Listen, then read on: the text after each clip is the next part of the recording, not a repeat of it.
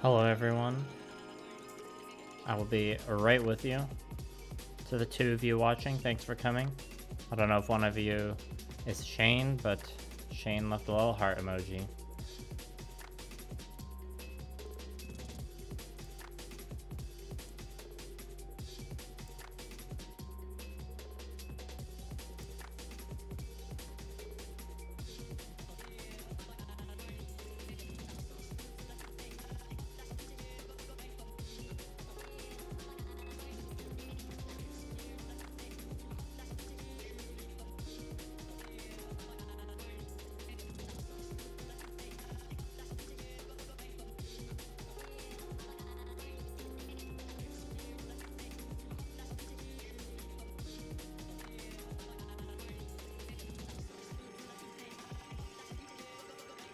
Hello, Daedalus Jackson. Day's been good. What about you?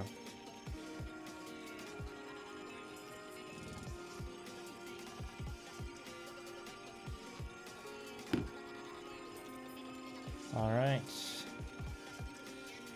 lower the screen. Hello, John Bear.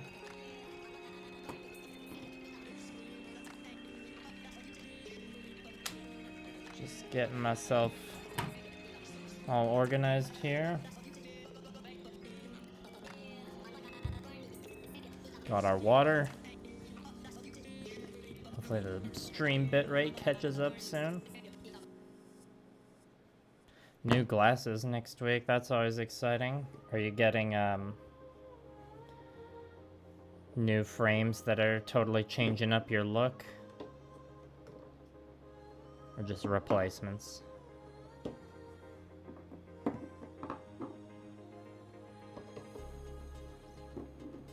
So you can see I still have the same nail polish on from last week, so it's getting pretty chipped.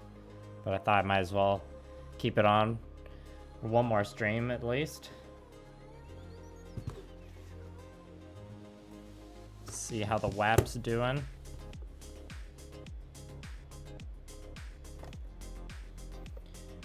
Doing alright. A water moment. Were you referring to me just opening the thing of water there? Excuse me. Just gonna preemptively moisten this a bit. Now that I've opened the lid, it starts to dry out pretty fast usually. As usual, let me know if everything in the stream looks and sounds alright. I'll adjust accordingly. The last streams I did, it was just like the initial first round of edge highlighting. So the edge highlighting in this stream will be a bit more exciting because it's, you know, slightly crispier lines.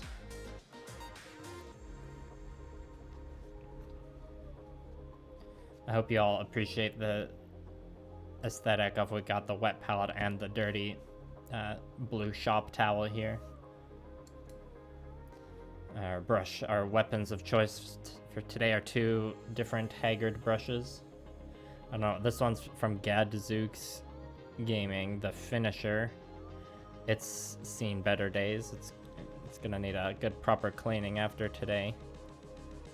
And then which one? This is the Wargamer, or the Army Painter Wargamer Insane Detail. It's pretty decent, I guess. It's not my like, and you know, my nicest like sharpest point brush. I save those for like the real serious moments, you know. Or I like if I've got brushes that are like similarly suited to the tasks, I'll like use the less nice ones first, wear those out, and then save the high quality ones for last. A Liam water moment.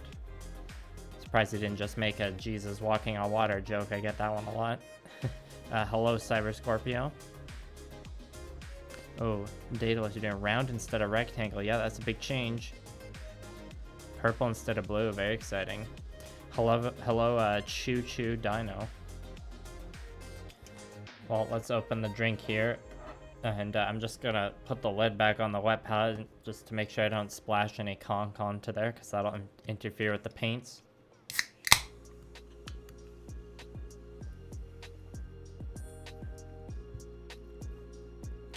Alright, cheers everybody. Is anyone else working on any hobby stuff tonight? What's everyone up to?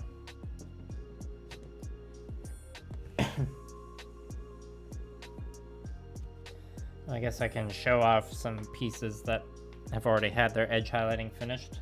Do that first. See, those are this isn't finished. I believe this is. And so is that.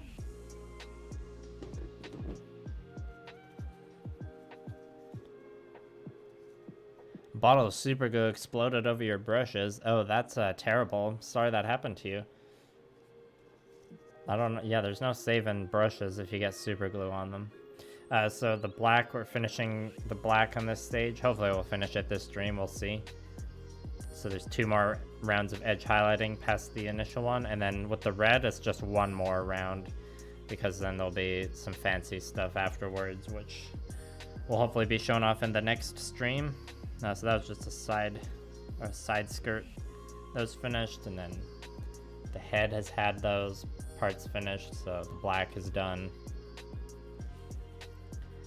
And same thing with the arm here.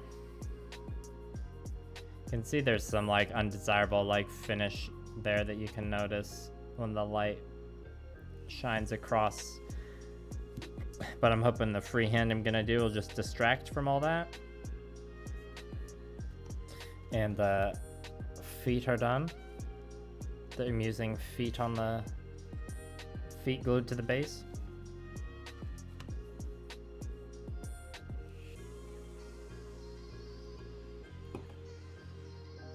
You've been working on a Bale custom, nice. Ooh, what you kit bashing it with? Oh, you're gonna get a Seraphon Start Collecting kit, nice, John. There's a lot of good extra value you can get from that. Well, I'm not sure if you mean the Skink one or the Saurus one, but probably it applies to both. I know with the Saurus one, or like that Saurus kit, you can get a lot of, there's just a lot of good extra bits with it that you can get some bonus boys out of. I'm just pulling out the pieces I need to finish. Okay, and the legs are like close to being done. I'll probably just finish those off stream. We'll see. I got 4 pieces that need all of their further edge highlighting done here.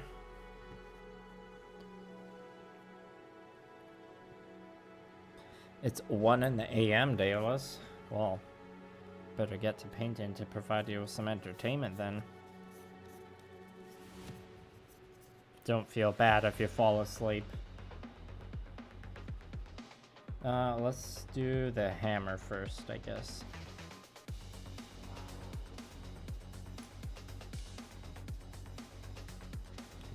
Yeah, let's see.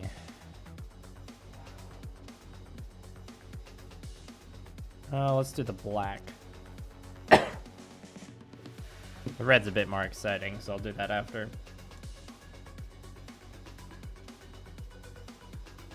The Delanza cosplaying as the Gusion? Yeah, I guess sort of. This is the Delanza's arms and head, but with the Gilgoog's shoulders. Using a Gundam Marchosius's feet and a large beam rifle from the Amazing Strike Freedom. Nice. I think I know those feet. Those are some pretty epic feet. What's up, Gundam Explain? Thanks for stopping by. Thanks for having me in your Discord as well. Okay, I'm not worried, Daedalus. Oh, the Grimgard's shield and sword, nice. I think I have a Grimgard in the backlog. So the second round of edge highlighting, which we're starting now, is just pure P3 Iron Hull Gray. The edge highlighting before that was a mix of Iron Hull Gray with black. And this one, we're not, this one is basically, we're going over all the edge highlights. All of this dark gray one, again, just with a thinner line.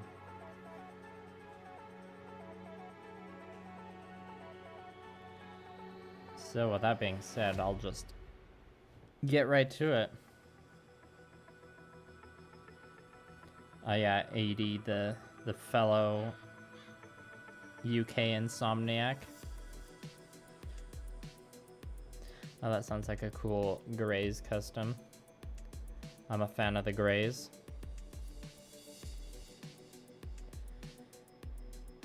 And yeah, as you can see, there's just constant dust particles that show up on the model like usual. So I'm gonna be wiping those off a lot. I keep them in a sealed box when I'm not painting them, you know. I do my best. I got my air purifier running. It's like I always say, it's a never-ending battle. Yeah, well, this first line is a little messy, so that's how we're starting things off.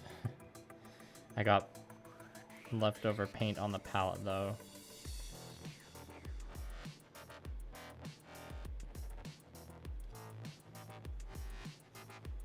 Always go back and tidy stuff up.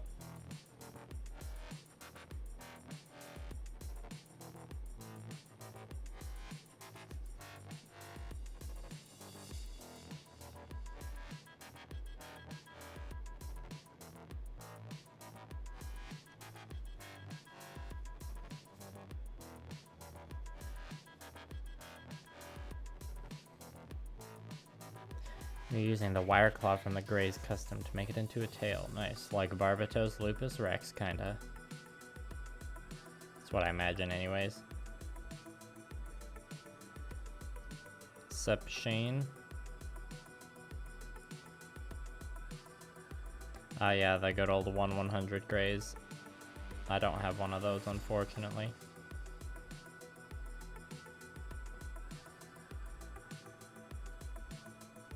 I got multiple other Grazes, though, that are just waiting to be kit bashed. Well, I got one unbuilt Graze, and then, you know, a few other Iron-Blooded Orphans high grades, and you know how they all go together so well in terms of kit bashing.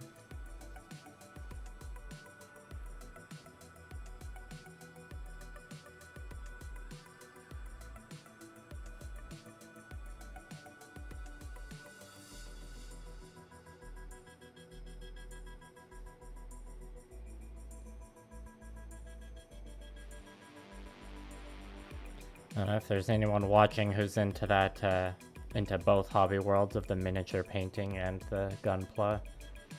Probably where the Adepticon is happening, like basically starting today, I think. I think right now there's like probably a Games Workshop is doing some kind of reveal stream, I believe. Maybe they'll be finally announcing the 10th edition 40K that everyone keeps talking about.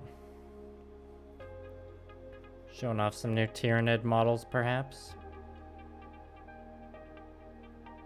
It's a little awkward that 10th edition is coming out only, what, 3 years after 9th edition?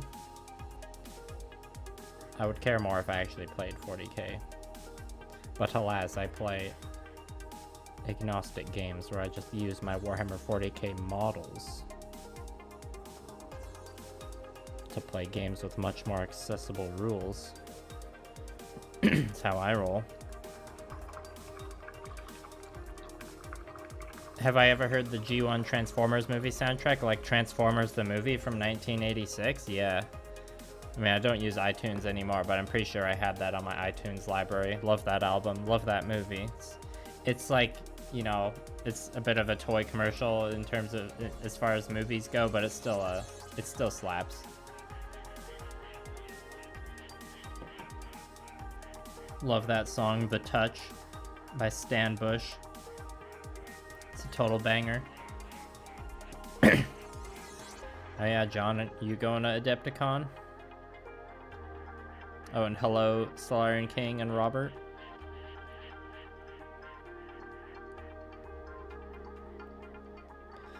Robert, if by mock battle you mean just like playing a game of Gamma Wolves, definitely gonna do that again eventually.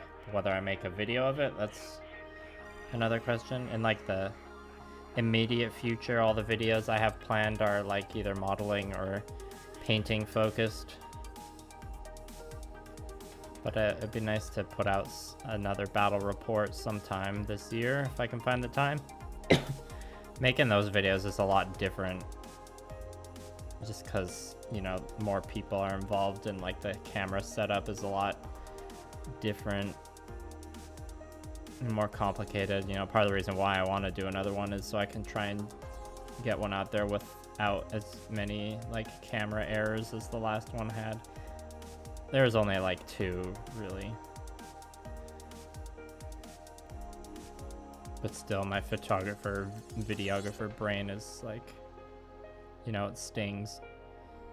But I don't think I've had I've probably said this in a video before, but I don't think I've had a single video that was, you know, released in a flawless state. But I mean, this Gusion I'm painting right now is it's gonna have some stats for Gamma Wolves, so. And it's gonna be in like a new crew.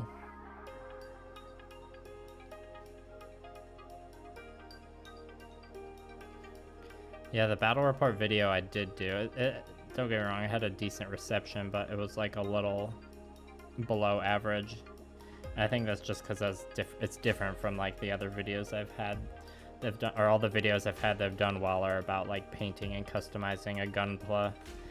So most of the videos I've done that aren't that just don't get as many views on average, which is totally fine, don't get me wrong, but you know, YouTube tends to punish you if you put out a video that doesn't do well, which is unfortunate.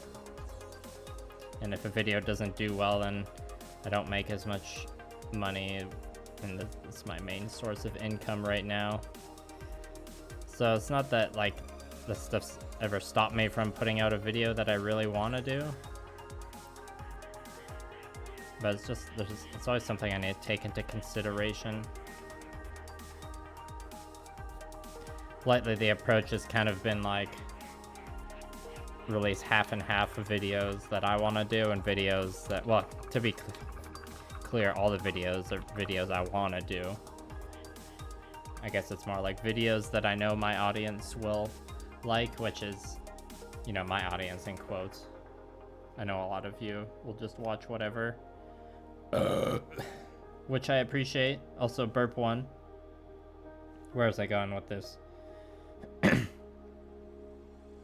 Right, 50-50 videos I want to do, or videos that like I'm doing out of personal interest and to like have a little variety, because doing the same kind of video and over again, that just like leads to burnout for me personally.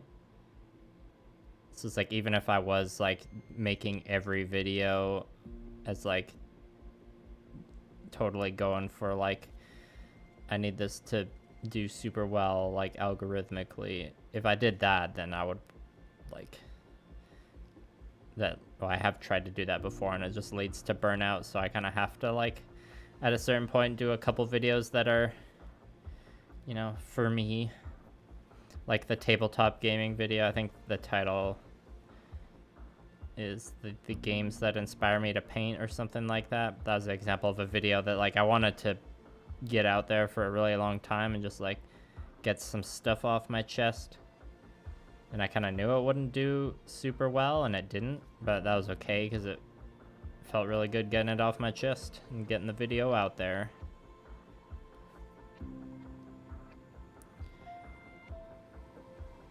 But you know, at this, in a different way, this Gusion video, it like, I've wanted to customize and paint the Gusion for a while, and it's also, you know, like a customized painting Gunpla video, so it should hopefully do pretty well.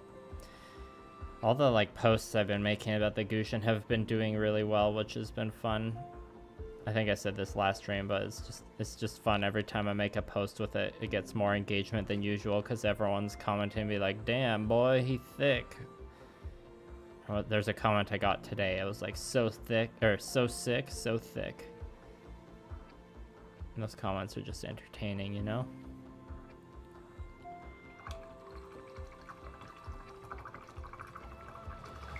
No, that's the thing with backlogs, Shane.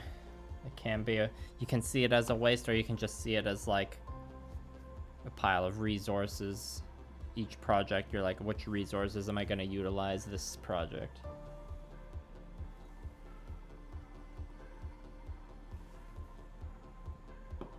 Good old Eric Idle.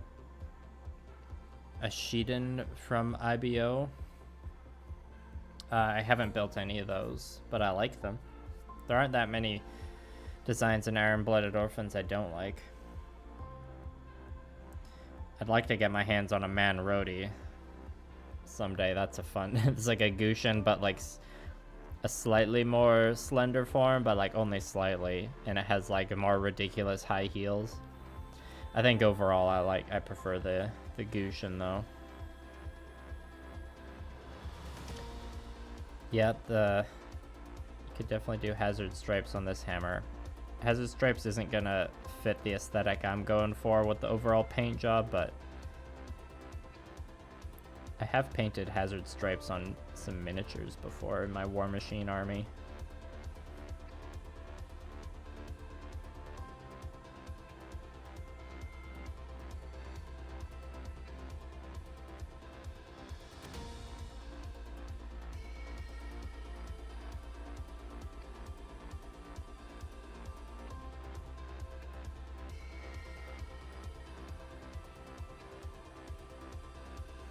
Oh dear, we're getting the bitrate warning again.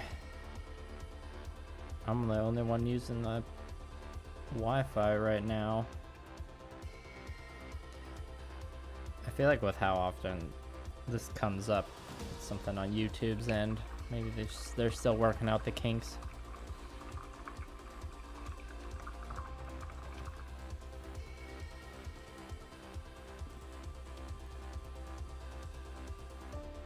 Thanks for watching every video I put out, Shane. You're the best. That's what I like to hear.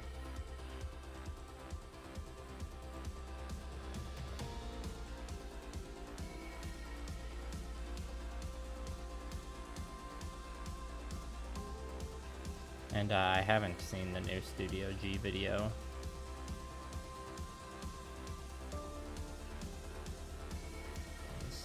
Needs to be tidied up a little bit.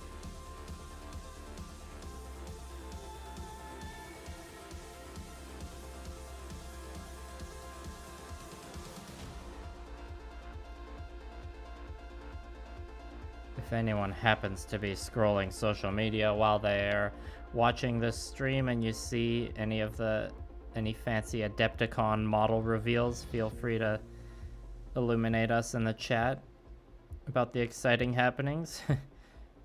That's not necessarily a call to action for anyone to do that. If no one does that in the chat, I'll be looking online after the stream anyways, so I don't know how many people, what's the chat's like 40k knowledge level at, or like just general interest in miniatures.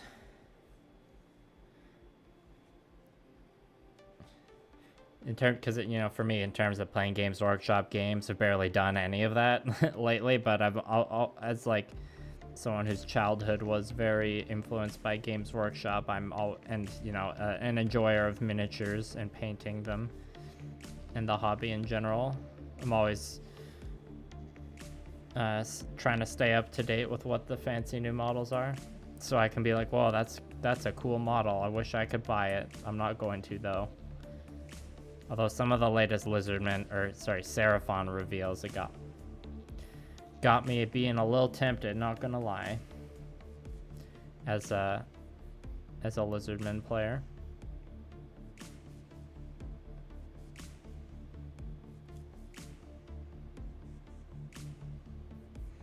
I went down a Google rabbit hole the other night of just looking at historical minis games, because it's always something I've been like very aware of but never actually like played any. But I've been going into watching more history YouTube content this year.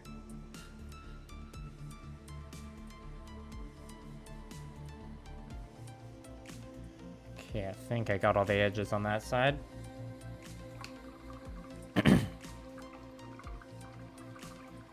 Ghost in the Shell movie with neon pink hazard stripes. That sounds like something that would be in it. Can't say which Ghost in the Shell movie for sure. I've seen all of them, but you know, a lot of them have various neon. Oh yeah, the Dawn of War games, those are classic. Really fun multiplayer games. It's really fun mods for them too. And Dawn of War 2 isn't bad either. I never really played Dawn of War 3. I didn't hear it was that good. Overall, I like the first Dawn of War, though, better than Dawn of War 2.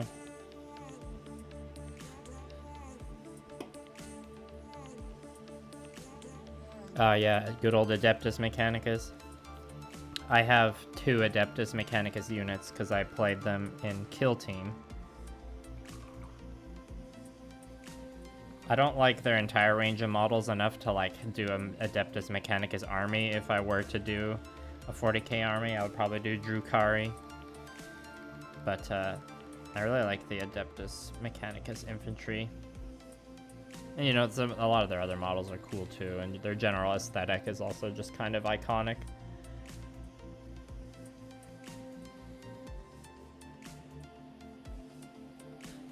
Yeah, and the lore is one of the best parts about 40k, compared to the game especially. Yeah, the first Dawn of War, that's why I like it more than the second one in the first place. It's got like an overall bigger roster of like stuff and like more content because of all those good expansions. It's amazing how well that game's held up. At least the like first cinematic that came out for Dawn of War 3 was epic. It went so hard.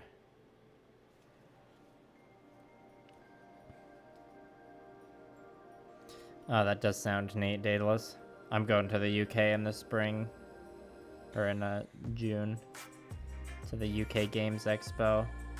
For what I understand, there'll be a decent amount of historical stuff going on there too, but you know, at a whole Games Expo, it'll be hard to pick something to focus on. There's gonna be so much cool stuff to check out.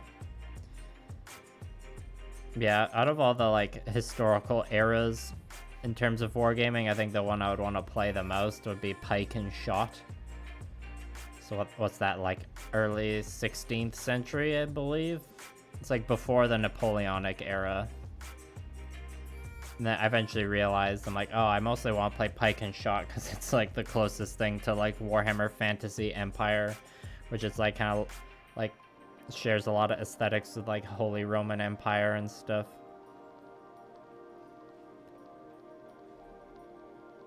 Unpredictable that way.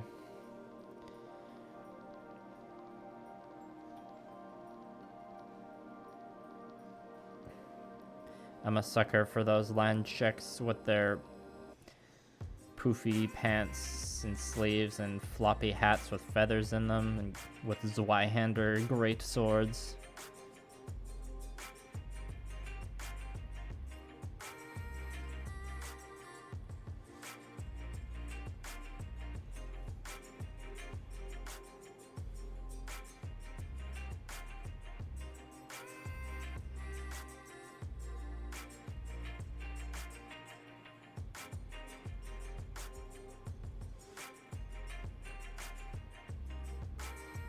That line was a little messy.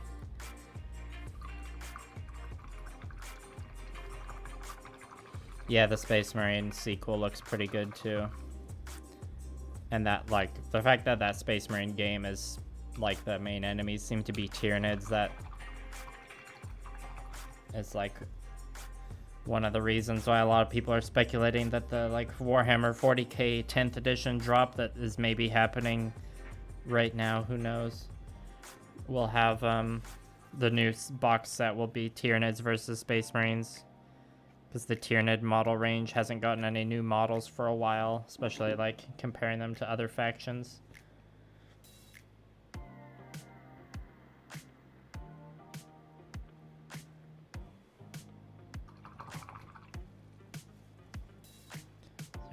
The WAP is very reflective. It's kind of hard to see the colors from the view of the camera.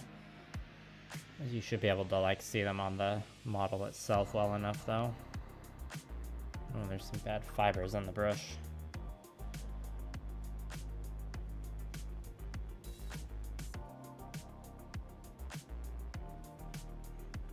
The one thing I can think of that hasn't aged well with the Dawn of War games is the pathing is a little frustrating. And I've had units like just get stuck on certain maps, like a lot of the like urban Warzone maps.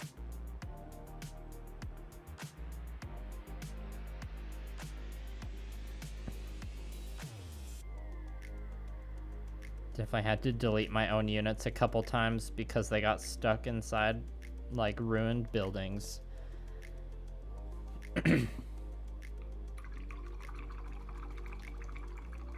Doesn't all the UK have a vast supply of alcohol? Definitely gonna be visiting some iconic, or be going for the iconic UK activity of drinking in a UK pub.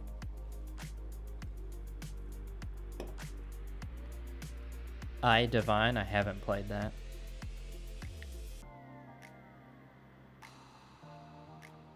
Yeah, Skyrim.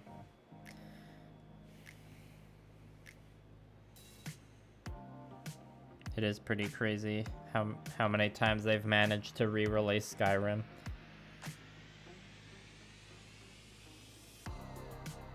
It'd be interesting to see how the next Bethesda game does. What's it called? Starfield? The one that was in the news recently for getting like an 18+ rating in Australia for the drugs you can do in it or something. Sounds fun.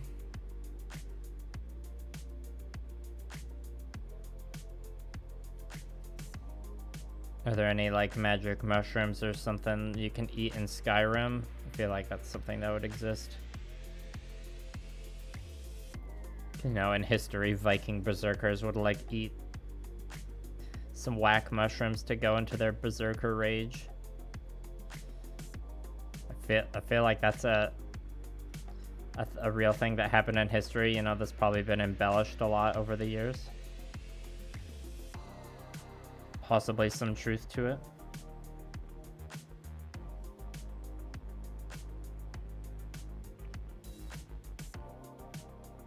Also, feel free to let me know if the camera is getting too out of focus, I can adjust it.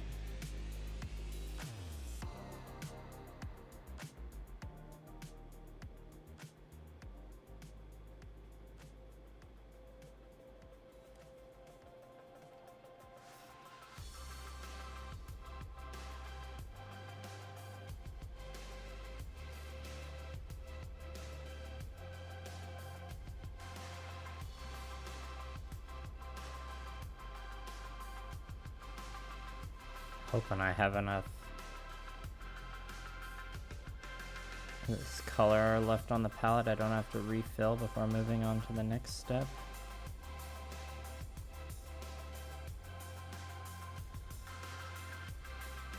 It might be worth like going and like blacklining this area between the gray and the burgundy afterwards, maybe using some panel liner. Not sure. We'll have to see how it looks when the red highlight's done there.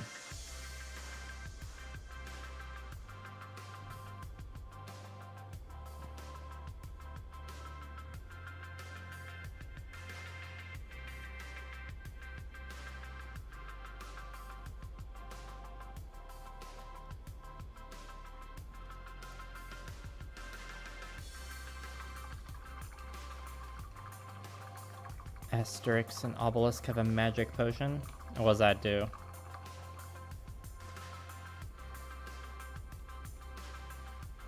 Oh, Amanita muscaria brewed into tea.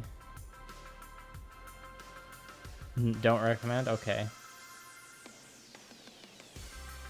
If you go to a pub in London, I shouldn't go to a pub with horse in the name?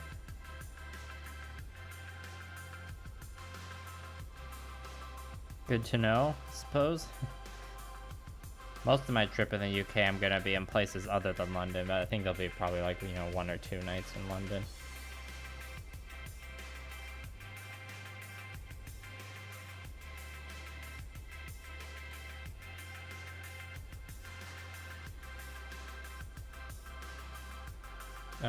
What does that drink from the Khajiit merchants do? Does it give you any combat buffs or anything? Or magic buffs? Sorry, I'm a bit of a Skyrim noob.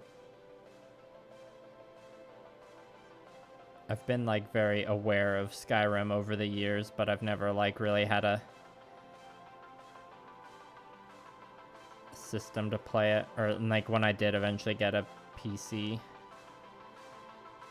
I was more about the strategy games.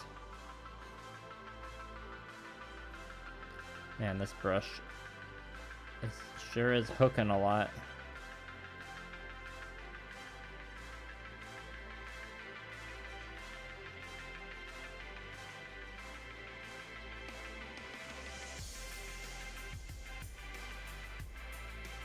But just because your brush tip is turned into a hook doesn't mean you can't use it.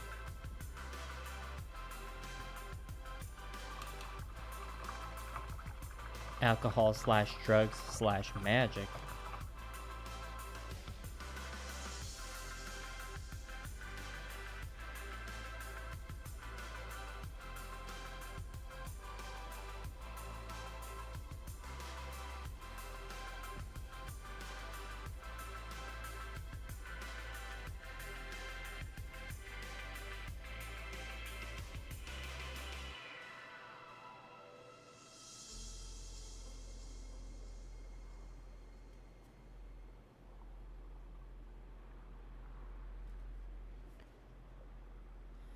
Oh yeah, someone commented on my post today about asking what the name for this mobile suit's gonna be, and I said I'm still thinking about it.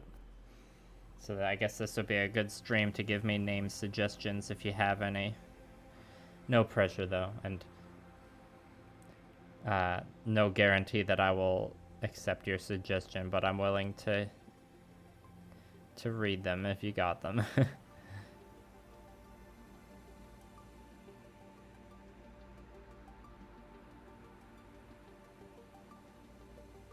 It looks like the camera's lagging a bit. I might have to turn it on and off.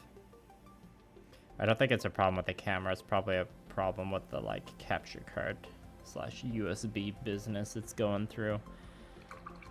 When I get fish and chips in the UK and my mushy peas on the side, put a dash of malt vinegar in them and stir it up. Put vinegar in the peas. I mean, between vinegar and gravy, I would much rather have the gravy.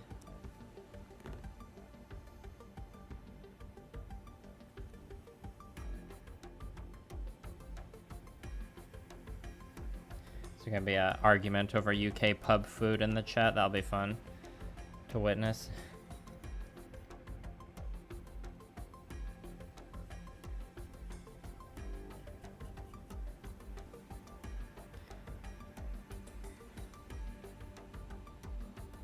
Just barely gonna have enough paint left to finish this section.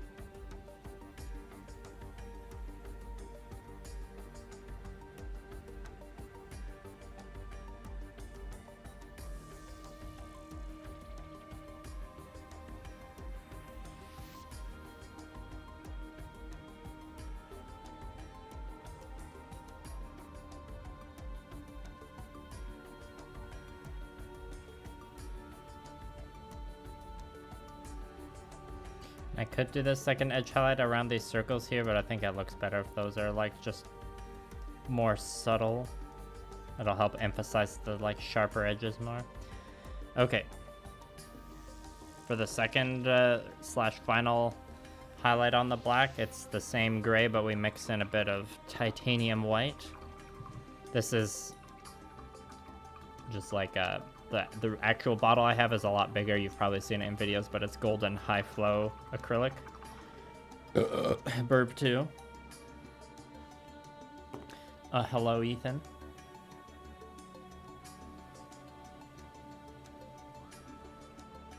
I like curry sauce.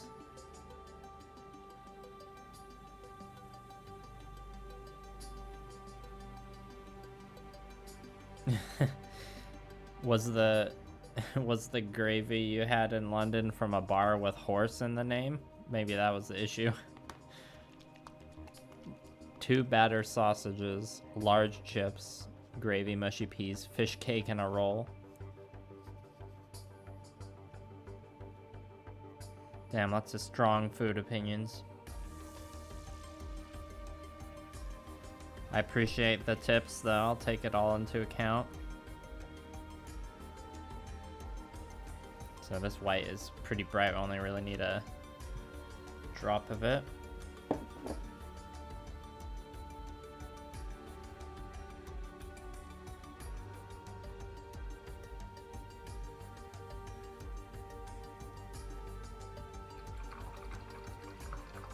Hello, Mexican. No need to be sorry. Welcome back.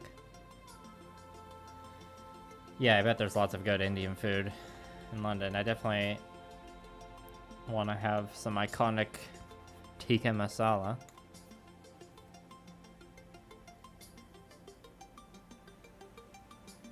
Okay, good to know, Daedalus.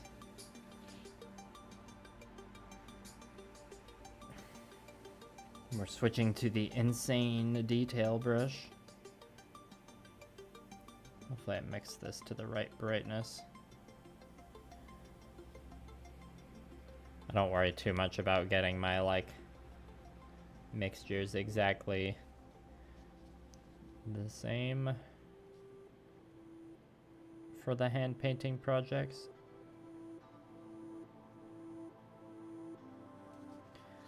So yeah, for this part, or like this I guess hexagon shape at the intersection, I like basically redo every edge.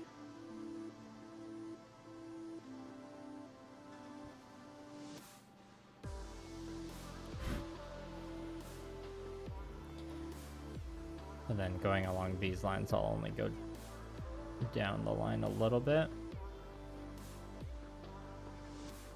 And that'll emphasize the points. Make them look extra crispy.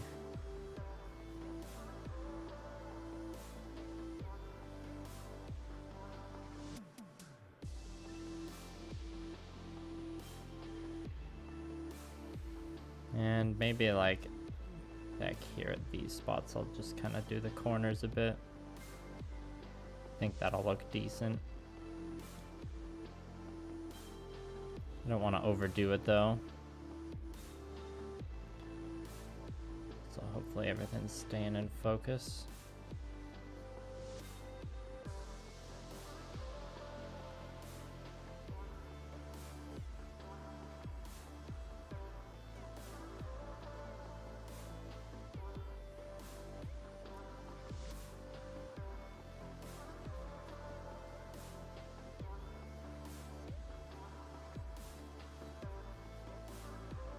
Maybe I'll go a bit.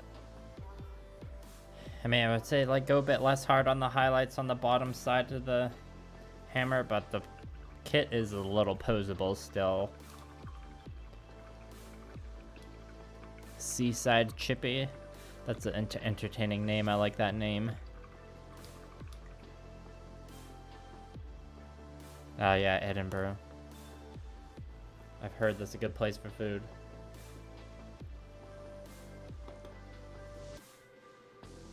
Won't be able to make it to Scotland on this trip, unfortunately.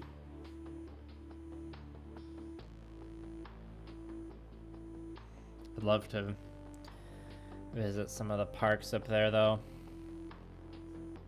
Someday. There's lots of places I'd like to visit someday. You know how it is.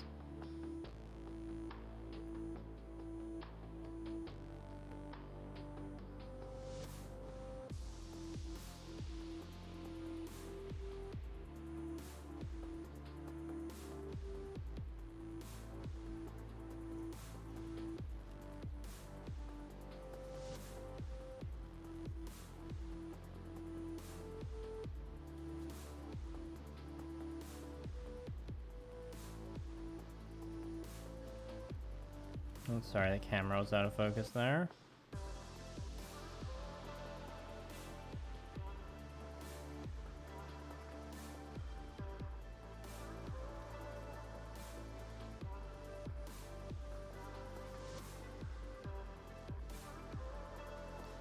Yeah, I'll have to evaluate these like border edges after the red is done later. See how I feel about cleaning it up. It's hard to say with how it looks now.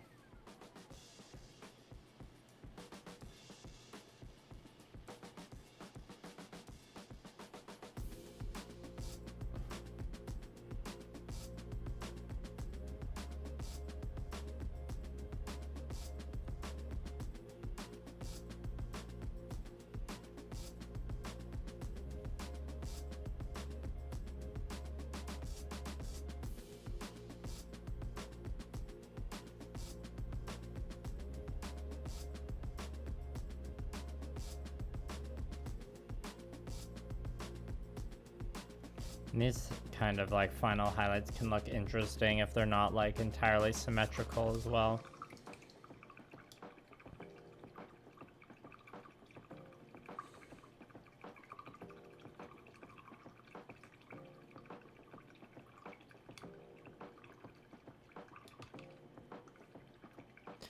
So Daedalus, should I seek out the pastry shops and the train stations then? Is that where the good pastry shops are? Yeah, Shane, half of my heritage comes from the island there too, so that's like one reason I've always wanted to go. I don't think I have any like living relatives overseas there though. Got distant relatives in other European countries.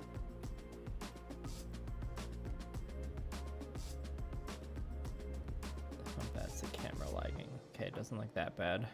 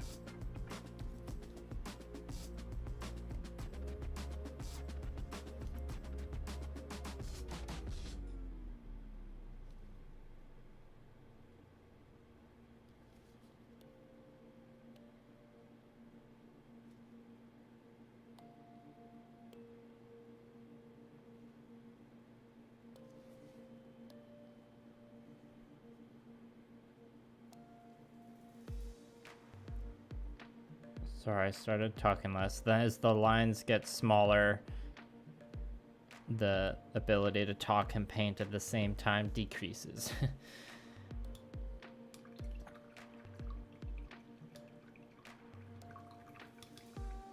Damn, sounds pretty addictive, Cyber Scorpio.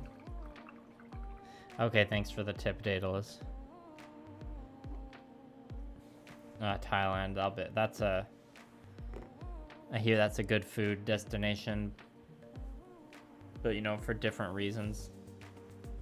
Reasons being, it's like you can get a lot of really good street food for really cheap.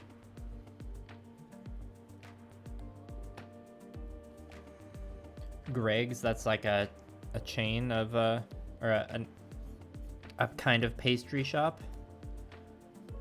Also, hello, Artie Chard. Don't know if I saw you earlier, or sorry if I missed you earlier.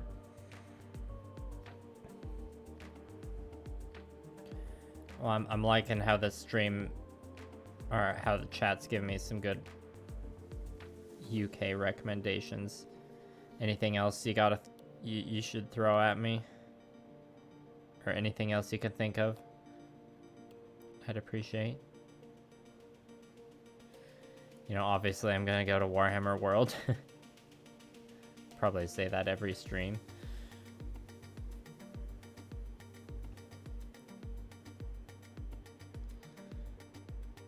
Also gonna be in Bristol.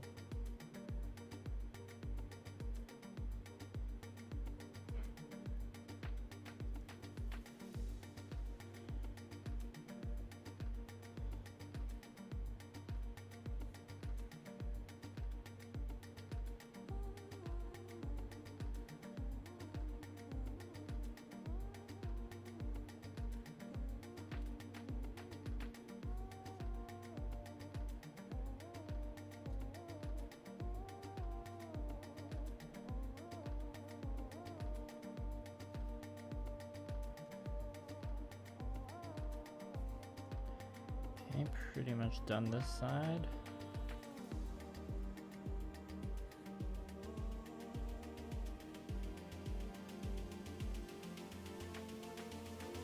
Okay, I feel like I should do just a tiny highlight on these circle shapes here, but not with this bright tone. That sounds like a bucket list item, alright. Avoid fish and bars, okay, got it.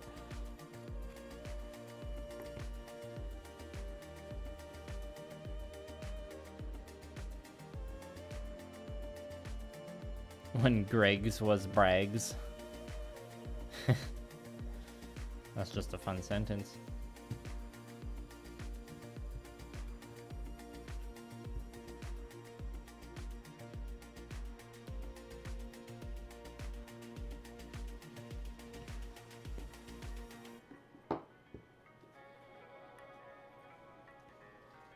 Okay, so we're just going back to the previous step just to do a bit of just a tiny highlight on the circle.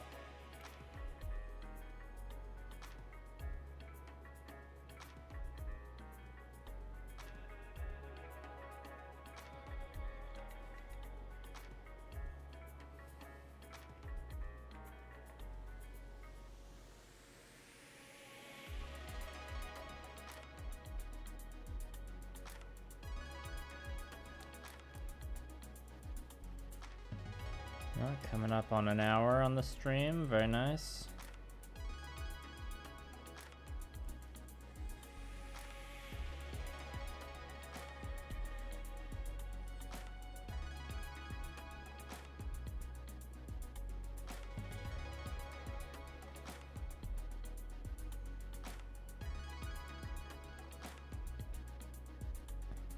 I still got the other side of the hammer to go, but I am kind of ready for it to be done now.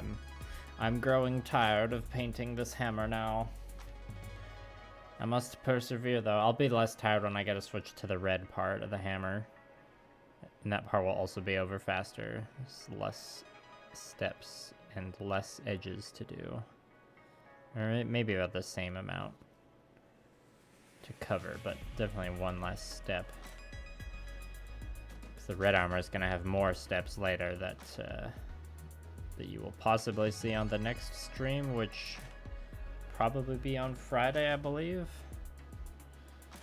Hopefully I remember to bring that up again towards the end of the stream.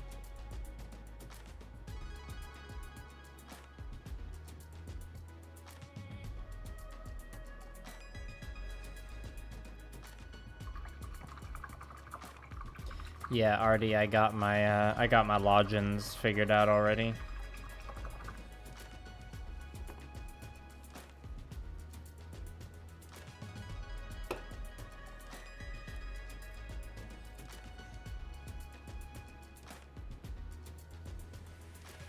Okay, it looks like I will have to mix just a tiny bit more.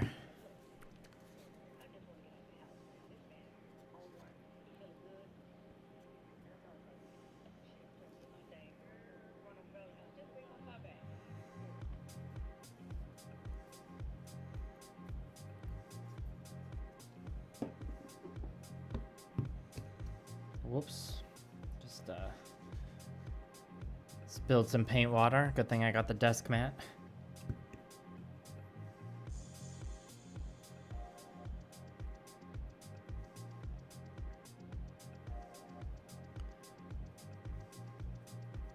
Cool. Looks like I got the ratio right. Yeah, I can really feel the paint getting caked onto this wet palette here. I probably pushed the limits of wet palette paper with my Gundam business. Just gonna check under the paper here to make sure it's not broken.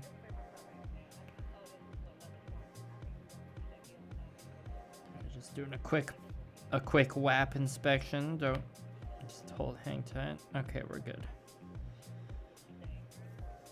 When I'm done, probably when I'm done painting the hammer this current round of edge highlights on the hammer entirely, I will switch out the paint water to re-moisten the palette. See, now this doesn't look quite bright enough.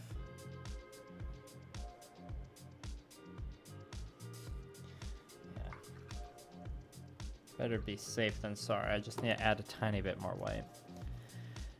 What's my opinion on transhumanism? I think it's a pretty interesting topic of discussion. I like me some science fiction. Or I guess transhumanism doesn't necessarily have to be in a discussion about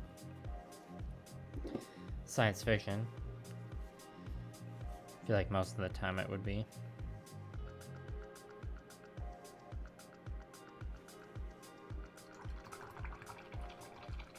What's your opinion on transhumanism? I'm assuming you're a robot enjoyer as well.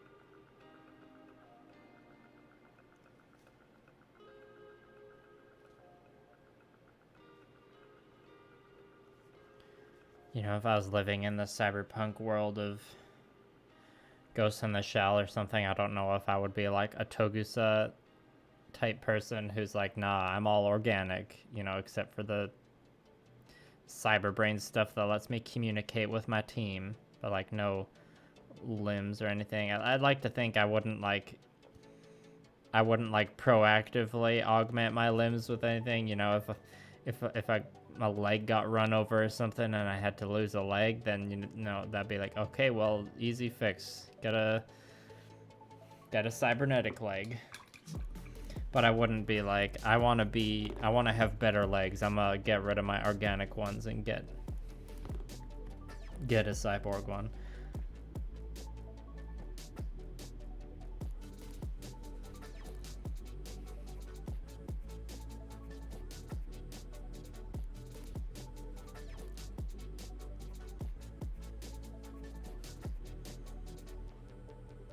You know, I'd wait until I destroy my liver with drinking before I, like, get the cybernetic liver that lets me drink as much as I want.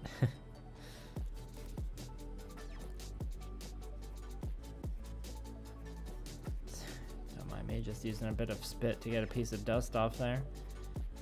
I messed up a line.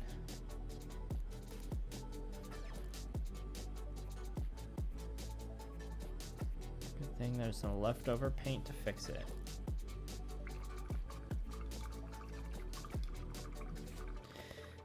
The weakness of the flesh.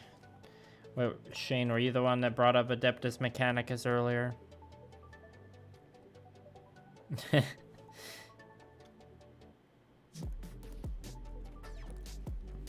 So Daedalus, you'd like take the initiative and get those augmentations then.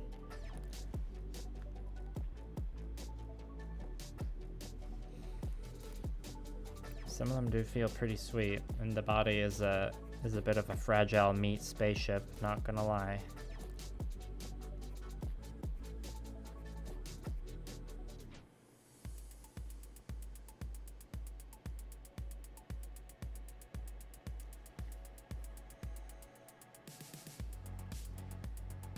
Guess I should get the implant that just lets me do loud, boisterous burps all the time at will. Although that kind of spoils it though, or that kind of like ruins some of the fun.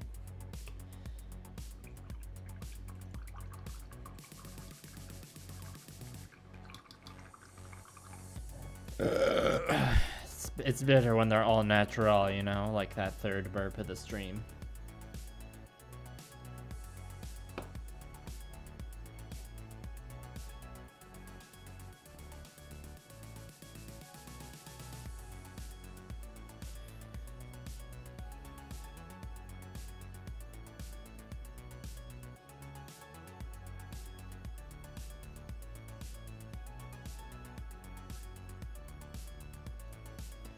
Do you have any favorite transhumanist works of fiction or stories or games? You know, I was bringing up Ghost in the Shell earlier. That's when it comes to anything or a lot of science fiction stuff, I often think of Ghost in the Shell first. But you know, you got your Deus Exes.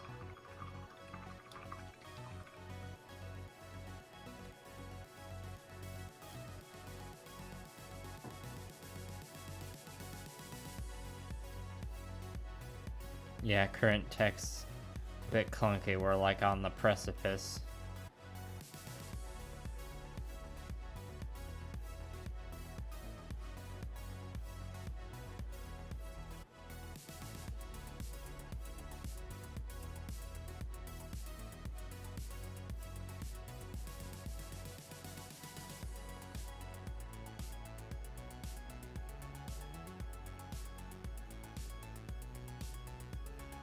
Maybe if there was a chance to like go to some cool space colony or something,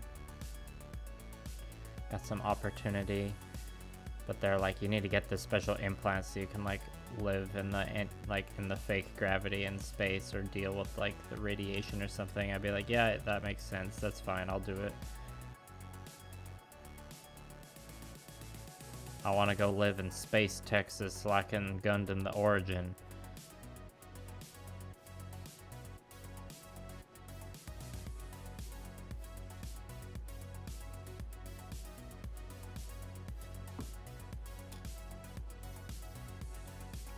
Man After Man, is that a book?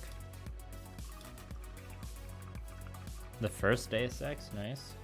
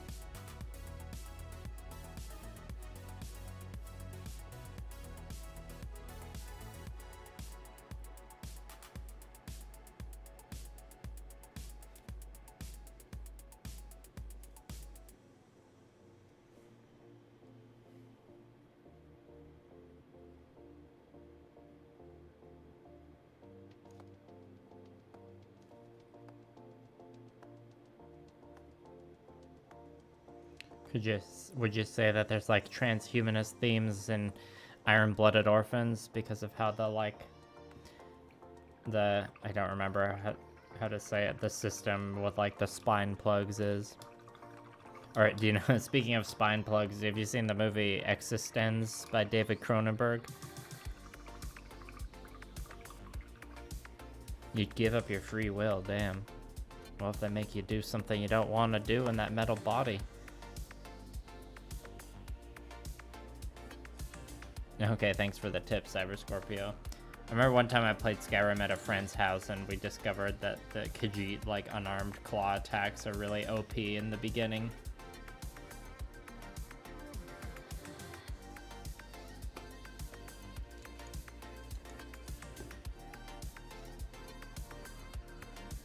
Oh, that sounds interesting, Chard.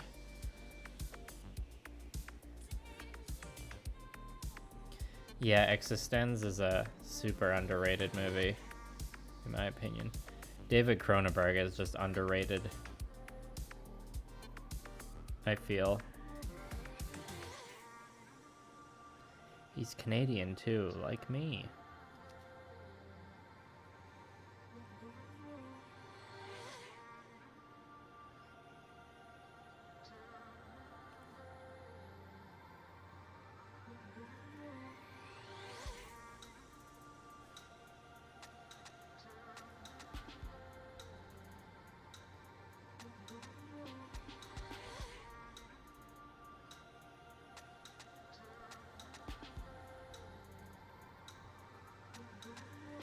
Yeah, I can't wait to show Blue Parappa Existenz eventually.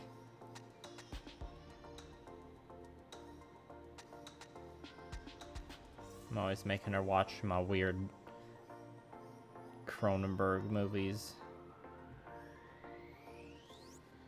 She enjoyed The Fly. And The Fly's a great movie.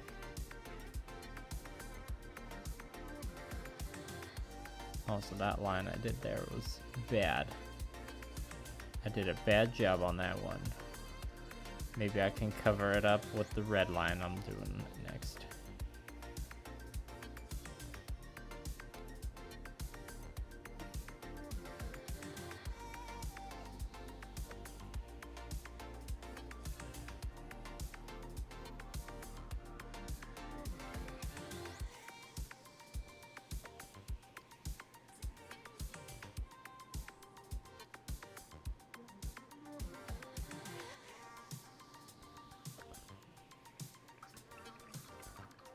Yeah, Ein for sure, definitely.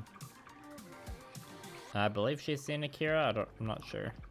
I don't think she's seen Ajin. I've seen like 1 or 2 episodes of it. You know, I've seen Akira multiple times. I own the Blu-ray. It's a classic. You gotta. I feel like Blue Parappa has probably seen Akira at least once. But you know, that's one that definitely deserves rewatches. Burp 4. I need to finish reading the Akira manga as well.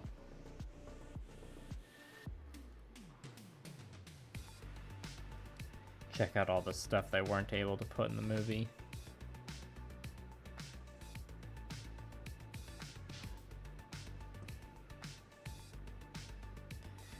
Cause like that's probably the part of Akira that's arguably the weakest is like the script, just cause like this. They had to like there's a lot of stuff that happens in the manga that they had to, you know, put in or compress or cut out for the movie.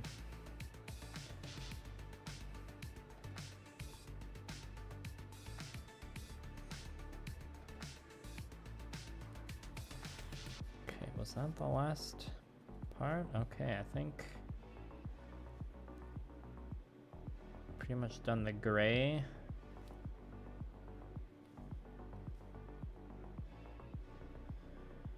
Palette paper is looking pretty dry on the edges, so I'm gonna change out the water in a minute.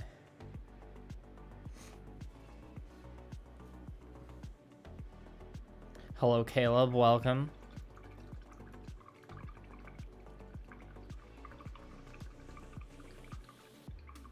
And hello, 0EXE111. Of course I remember the horrid rotting teddy bear.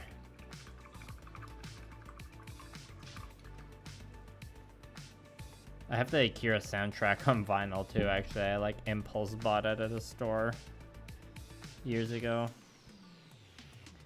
Because, you know, it's a really nice vinyl set to play on my, like, almost busted player.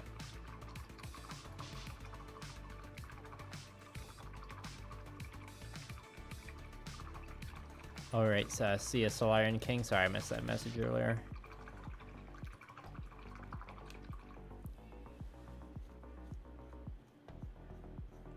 I mean, it's not gonna be finished this stream, Solarian. I guess you're probably not watching anymore. Thank you, Caleb. The black's looking nice and edgy now. I'm hoping the black hammer doesn't, like, look... Or it doesn't look weird, like, just being the same black as the hammer. Or as the armor. Parts of the armor, at least.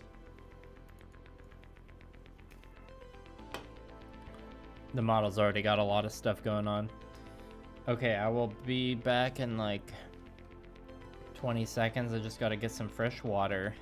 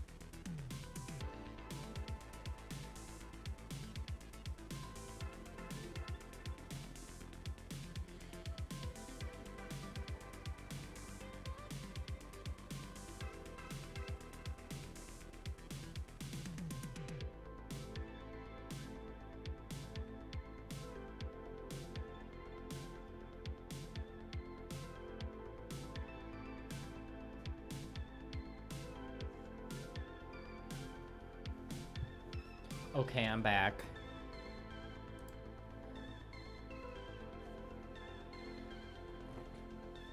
Hello, PKM Racer and Robert. Yes, Robert, the WAP. It's a WAP stream. Oh, a kill team based off the Clown Gang and Akira. That's good. But you lost them? Oh, no. Sorry, I'm just adjusting my chair here. What to build next? Gundam Aerial or GM Custom? It's a tough choice. I'd go for a Gundam Aerial personally. Also, sorry that you lost that kill team. I should have used the bathroom while I was up. Maybe I'll do that after I finish the red on the hammer. Oh, on the hammer. Burp 5. Just re-moistening the old WAP here. So you don't want a DAP, if you know what I mean.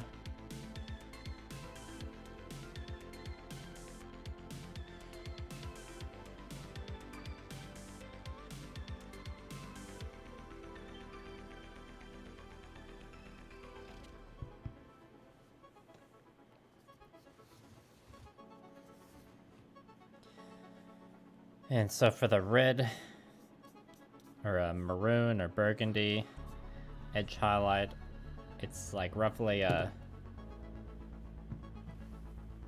I guess roughly a 2-to-1 mix, or maybe like 2/3 sanguine highlight, and then this is the same golden high flow acrylic naphthol red light, which it's a very strong red, so I only need like a drop of it.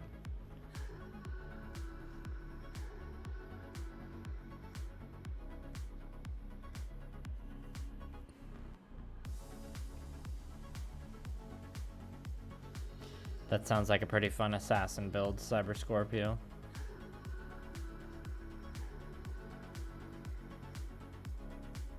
Yeah, Fallout New Vegas. That's I've heard lots of good stuff about that one.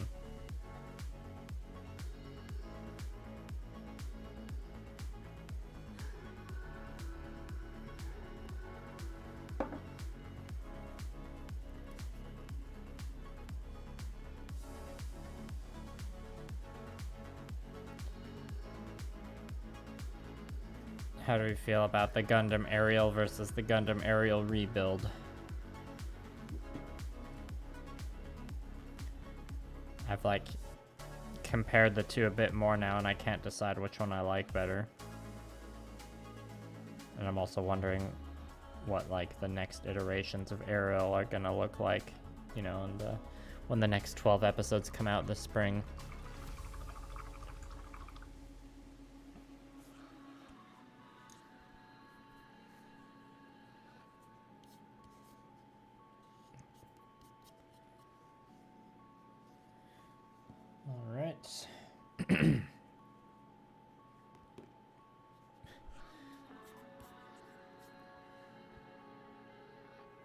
Caleb likes the rebuild. Zero is kind of in the same position as me.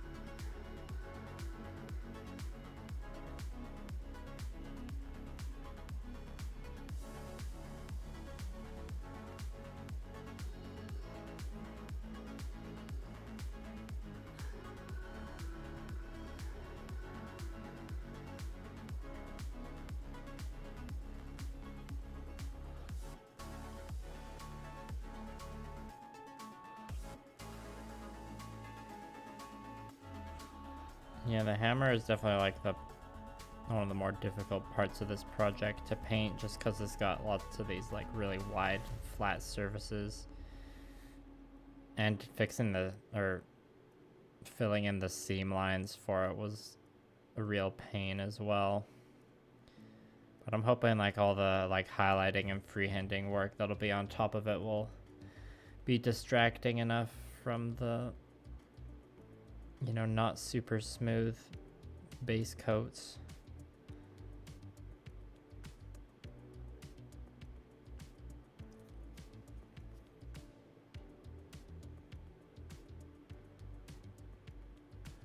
You know, that's usually how things go with my hand-painted projects. And usually the work I do on top of it all is distracting enough to pull that off.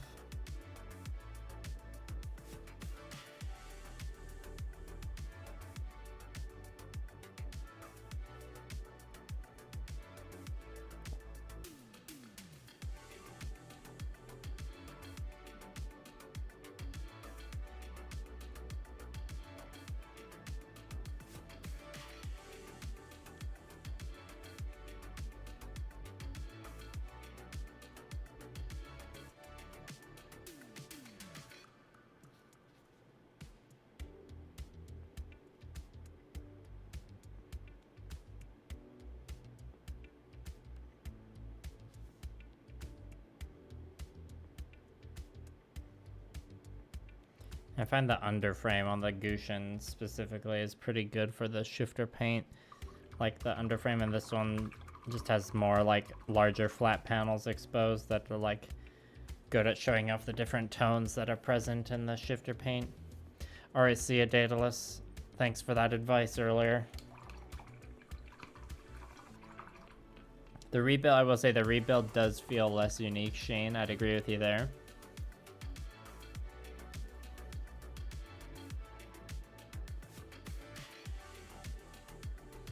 I mostly like the back thrusters. Well, the top part of the back thrusters I like, the bottom thrusters I don't like. Thanks, the other MC. That's reassuring. I feel like what's your opinion on the original Ariel versus the Ariel rebuild? I feel like you'd have an opinion on which one you like better.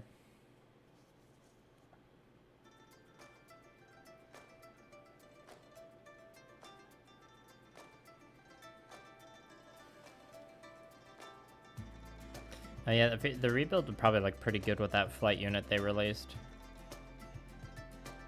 I bet.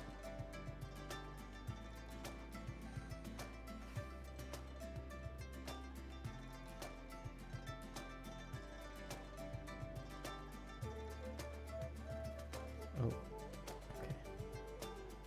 Almost messed up there.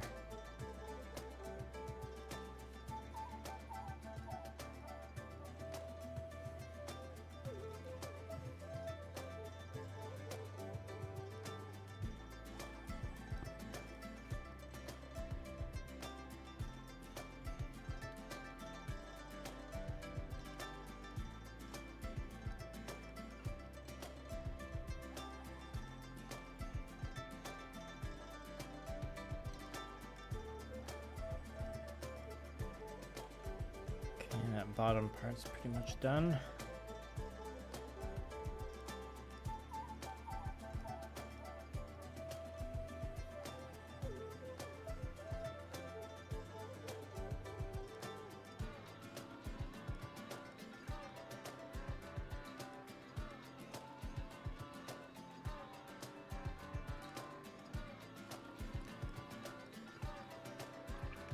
It feels safer as a design. Being like safer for the pilot, or safer as in like it's less like weird?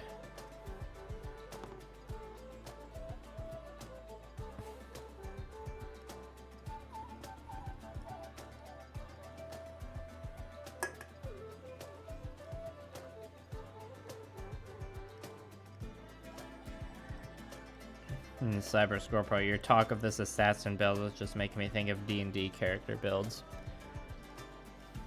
I think the most burst damagey thing I usually think of is just paladins wielding great weapons,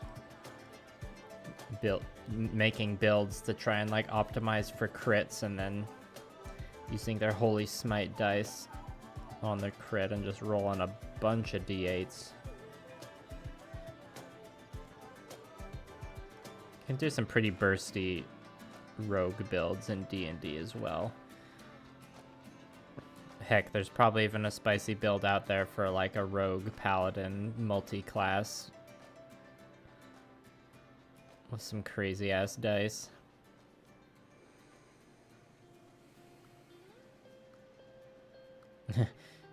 Yeah, the fun quirks are mostly covered up. That's why I'm like mixed, because I do like a lot of the fun quirks.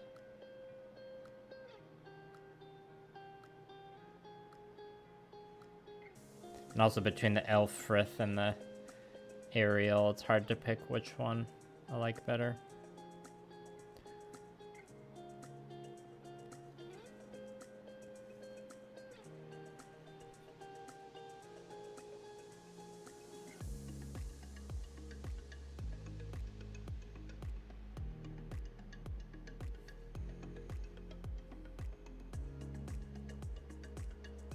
Oh, that line is a little crooked.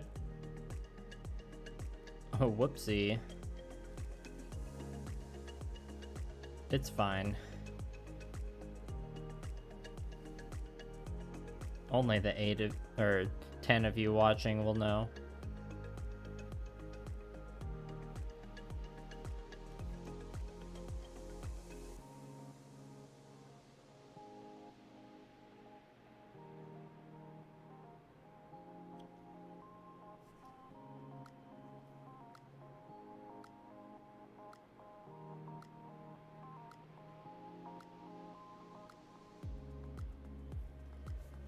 Alright, that side's done.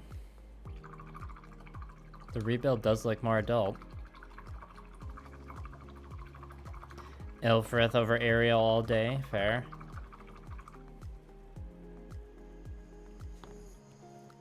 What's everyone's favorite suit from which for Mercury in general, though? I obviously am a bit biased towards the Delanza at the moment. Burp 6?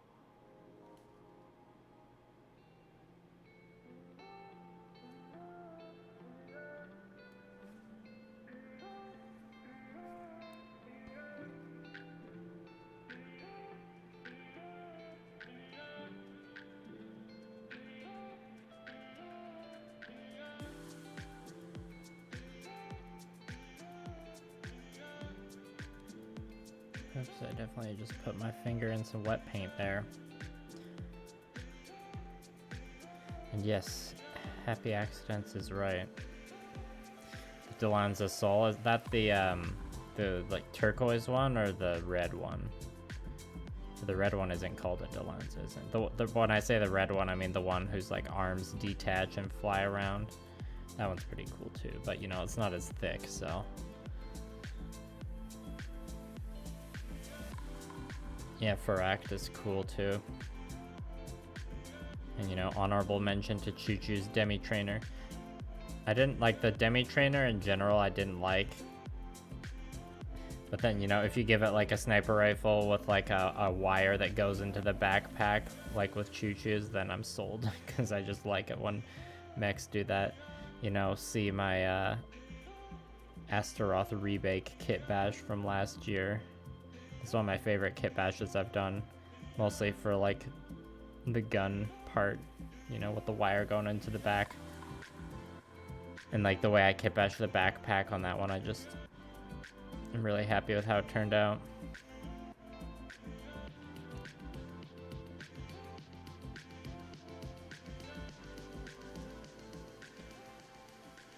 Oh, the black one. Okay, yeah, that one's. I mean, yeah, that one's cool. It's not like too different from the Delanza, from what I remember.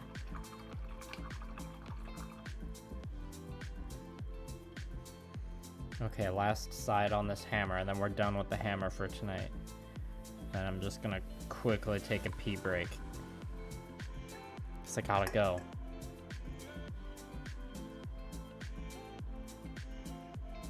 Yeah, I hope the next part of Witch from Mercury has some more wacky designs. Like the Faract. I don't like that one enough to like get a model kit of it myself, but I appreciate that design.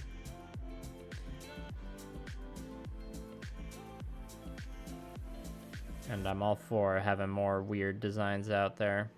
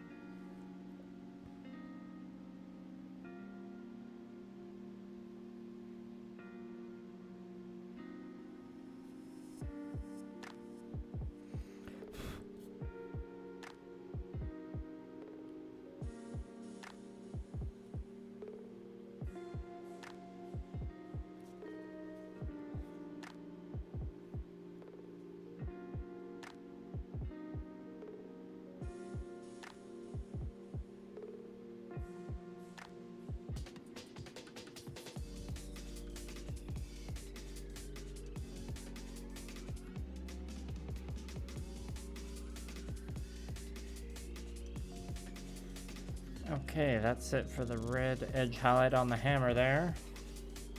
Say goodbye to the hammer, everybody. That's all we're doing on it this stream. The Dairy Bald all day. That's the red one, right? Oh, hello, Axel and Jose, by the way. The beam and bayonet, of course. You did call it last stream. Good job. That real grade Epion looks pretty fun. I'm considering picking it up. You know, it won't be out for a while, but when it does come out, there is a chance I will acquire it.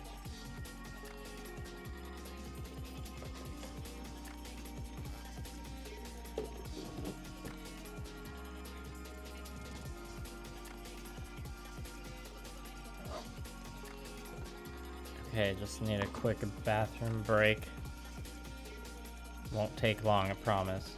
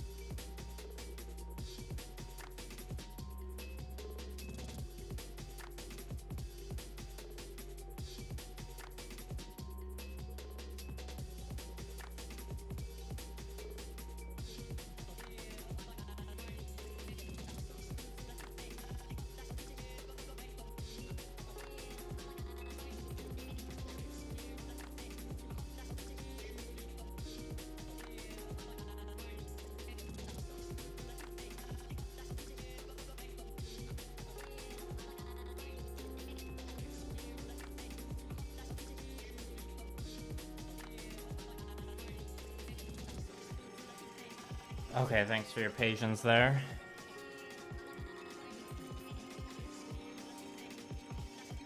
Shouldn't have to put up the holding screen anymore for the rest of the stream.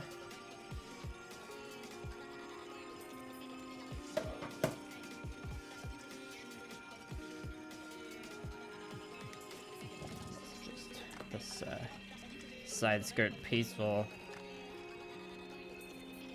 be done pretty fast. Wonder if I can. Yeah, I'll probably just do the red on this and then do the red on the arm piece.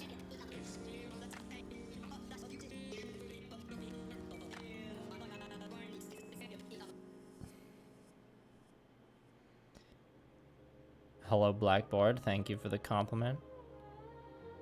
Okay, that was the red one. Cool. The real grade Epion comes out in December, or in September in Japan. Good to know.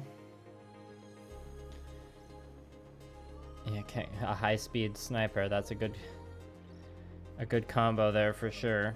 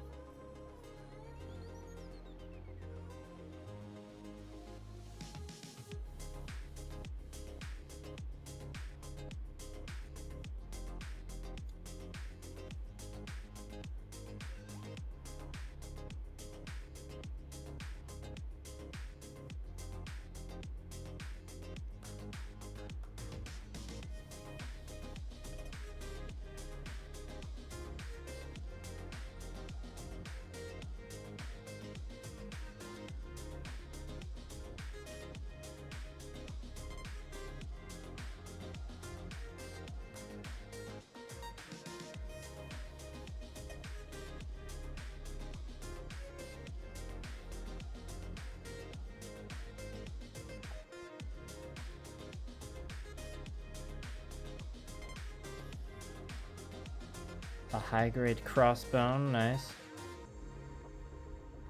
It's going well, you know, just having a good old time edge highlighting. Olaf made some edge highlighting.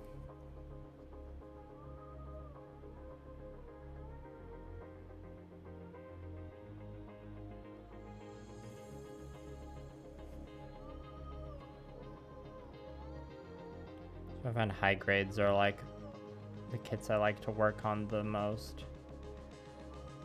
Like in terms of painting Gunpla like minis, I feel like high grades are the best suited for that. Because like some master grades, the mechanical complexity is like a bit much to deal with when you're hand painting with fragile acrylics. And also like the bigger size means like more flats, like larger flat surfaces. And some of them in like real grades too, especially that have like so much detail to panel line on them, it's like a bit much. With that being said, I am very satisfied with some of the 1/100 scale and master grade projects I have hand painted. Right, we're losing focus. There we go.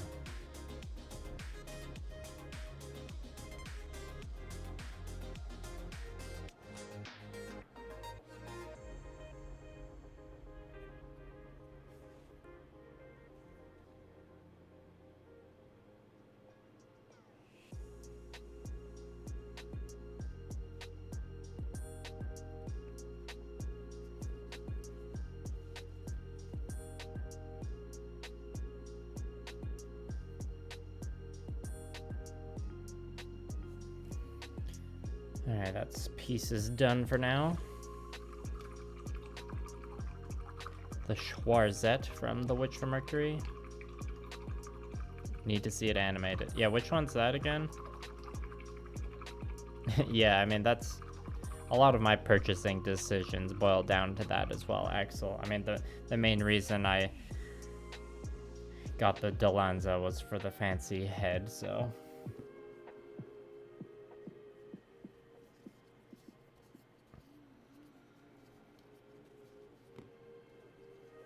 Alright, we'll do the red on this arm, and then we'll probably be out of paint on the palette there. We'll switch to black and finish that side skirt piece.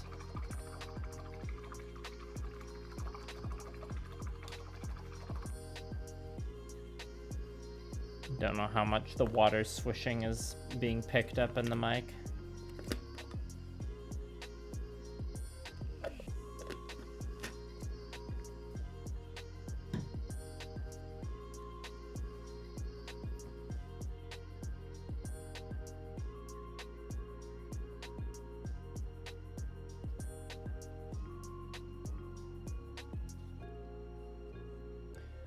Camera should have a better time focusing on this piece too. So much dust.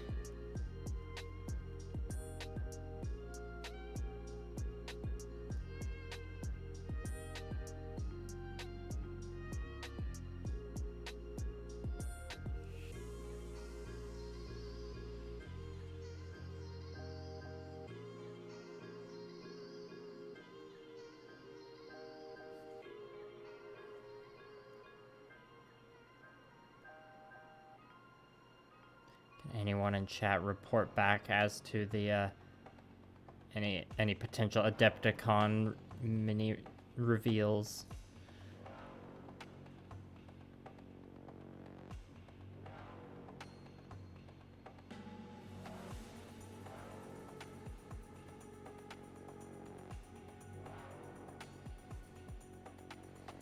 Is anyone gonna go see the new D&D movie coming out next week? I'm pretty hyped for it. And I'm glad Wizards of the Coast stopped being completely idiotic and somewhat resolved. Well, not, I don't know if resolved is the right word, but you know, they somewhat put out the dumpster fire they caused in January, so I don't feel obligated to like boycott the seeing the movie in protest.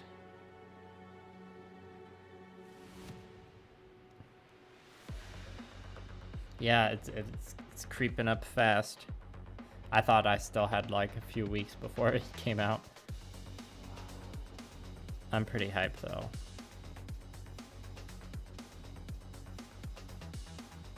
Pretty hype isn't the right word. I'm very hype.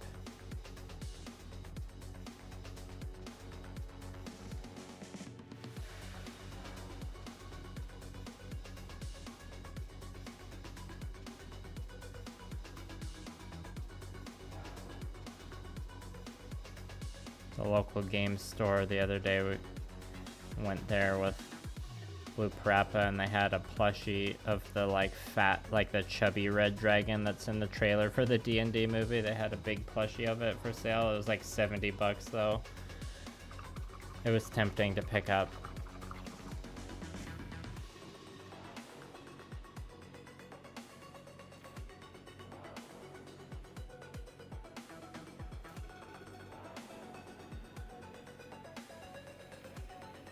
I'll have to look up the Schwartz set. I don't remember what that one looks like.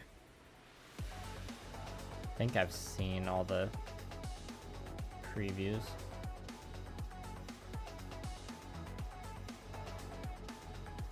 I like the style of mechs that, or the style of mobile suits that Shadiq and his team pilot. They have like mono eyes. They kind of have like knightly armor, or knightly looking armor, sort of.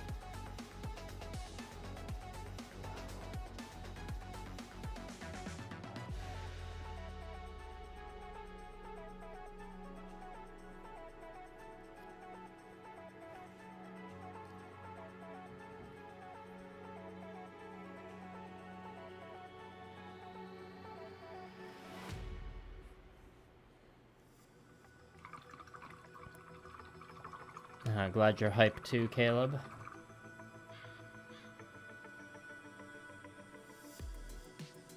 I don't know if I'll need pre-drinking. It's hard to say. It could be like just a goofy like hack and slash adventure movie, or yeah, I mean that's the thing with D&D. There's a few different directions they could lean into. It looks like it's gonna be pretty stacked with references though, and Easter eggs. But I mean, it definitely doesn't seem like a bad movie to go pre-drinking for. Oh, I should check out that movie character NPC stat blocks. I didn't know they did that. I mean, it's totally not surprising that they would release something like that as promo.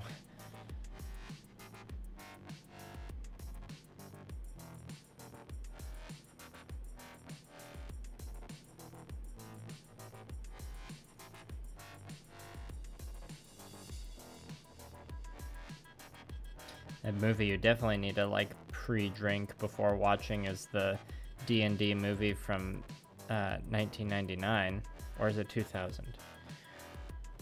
The one I have a VHS copy of that I used for a joke in my November video. I think that was in November. Yeah, it came out around American Thanksgiving.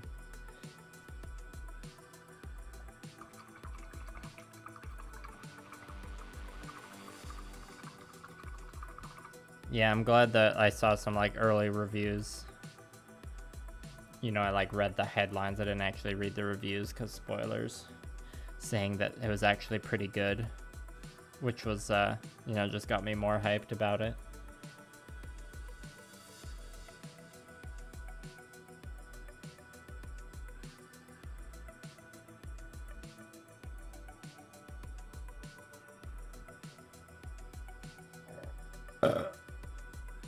Burp 7.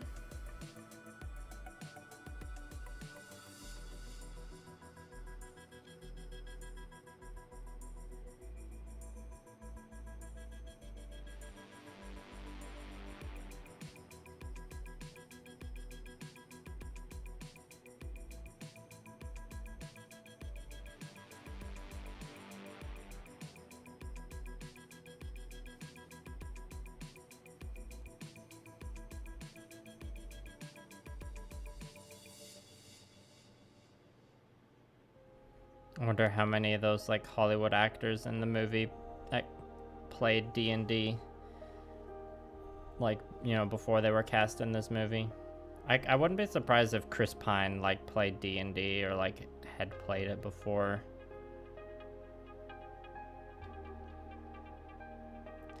He has like some kind of English degree. He likes books, I think.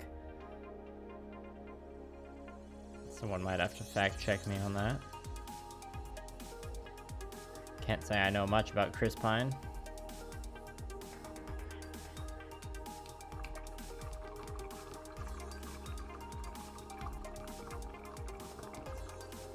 Yeah, Axel, is that a reference to Turn a Gundam?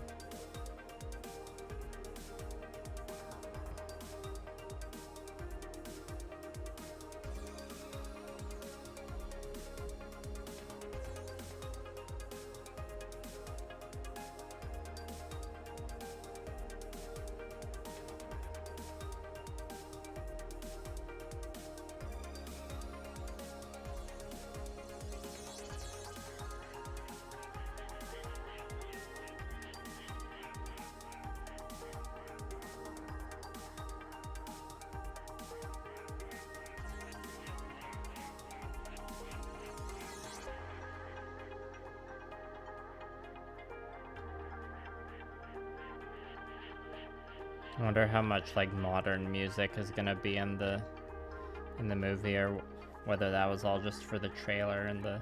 I mean, assuming the movie will have a score, but like maybe there'll be a couple scenes in it where they use pop songs like they did in the trailer. Sometimes it can work.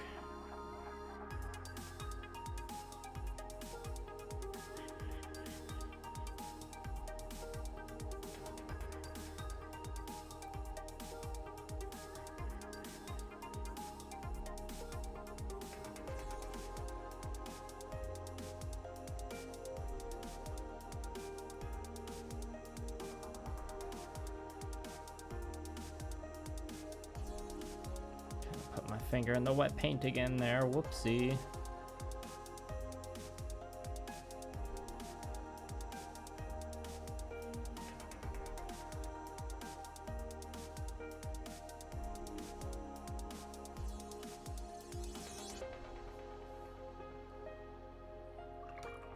Nice, nice. The high-grade Borgemon. I'm assuming that's one from Turn a Gundam. That's one of the series I haven't watched yet.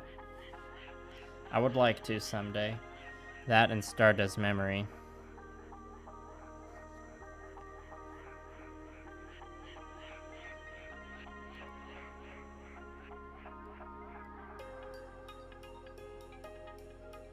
I've watched, me and Blue Prepper have watched I think 30 episodes of Gundam Wing. But we stopped a while ago. I feel like we should at least like watch the Endless Waltz movie just to see some of those like iconic animations.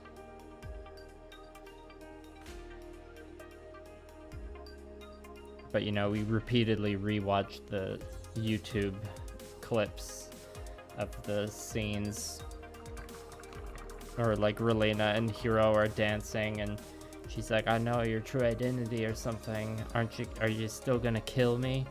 And he's just like deadpan, yeah. Oh boy, assembling the body for the perfect grade. Exciting. It's literally a Zaku, but totally not. Nice. Every series has gotta have him. It's important. Zaku is love, Zaku is life.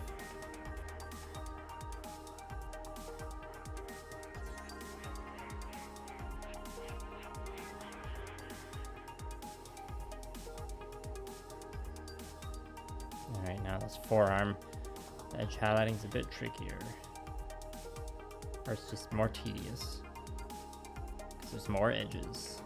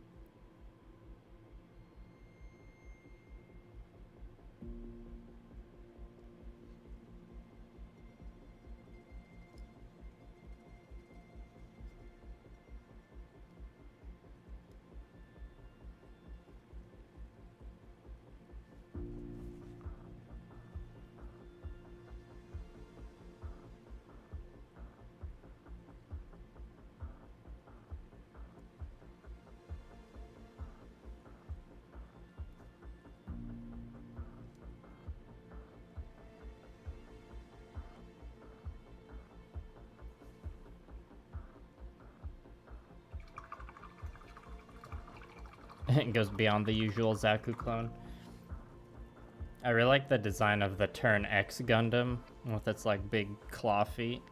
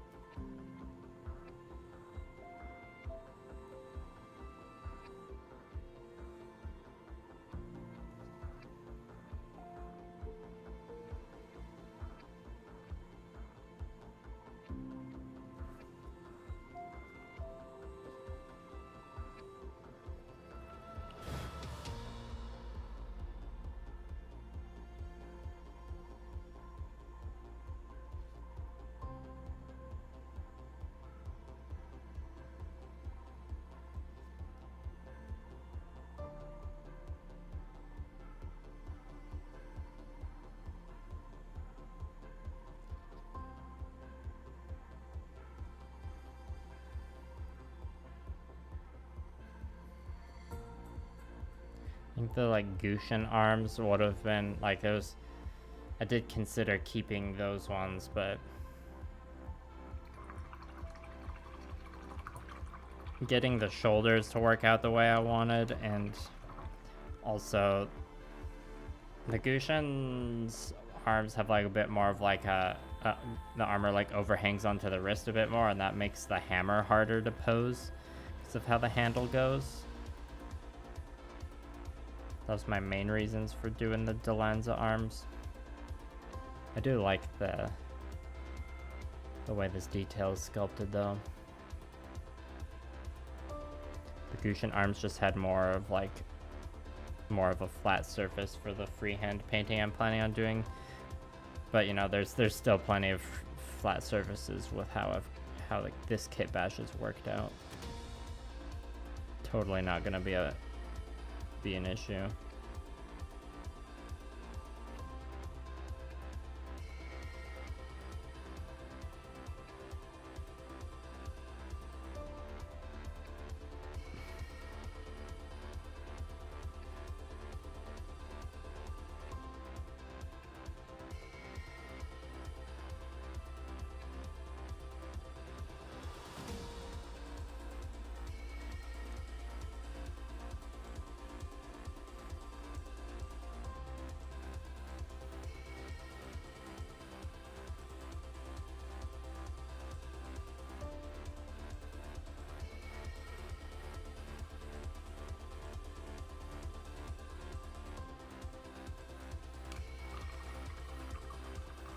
Yeah, I've never seen a shop with a Turn X in it either.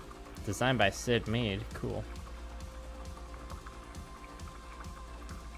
Yeah, I like it when they bring in guest designers like that. That's what happened with the Faract and Witch from Mercury as well, right?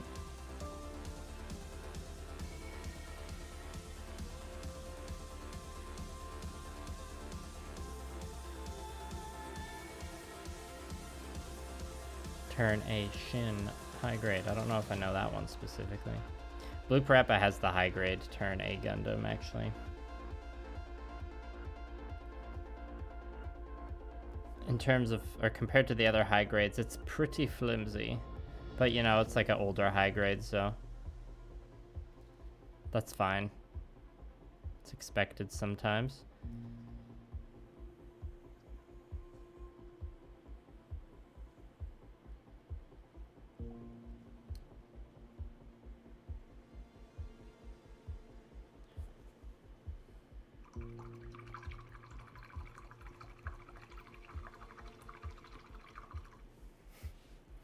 Yeah, I can see why Bandai would want a more recognizable Gundam. I mean, the Turn A Gundam we ended up with is pretty unique still. Probably like the most unique protagonist suit.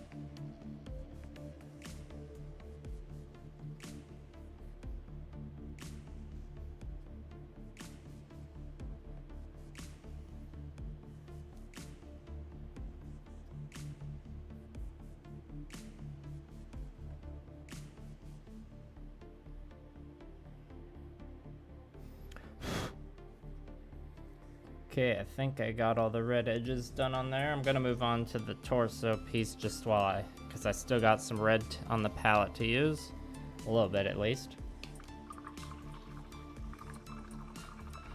Retro futurist industrialism is a dying style. I hope not. We need more design like that.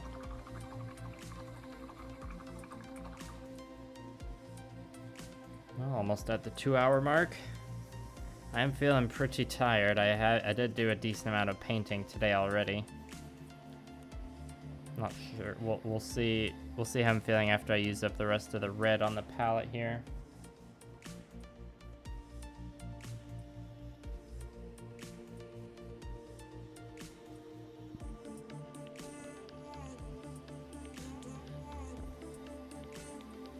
But you know, like I said earlier, I'm planning on doing another stream on Friday.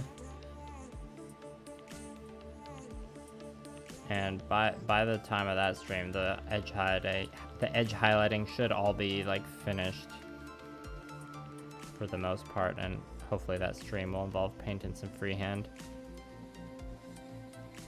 Unless the freehand goes way faster than I think it will, and I just get it all done tomorrow off stream. But you know, if that's the case, you'll still see some of the work eventually when the video itself is ready.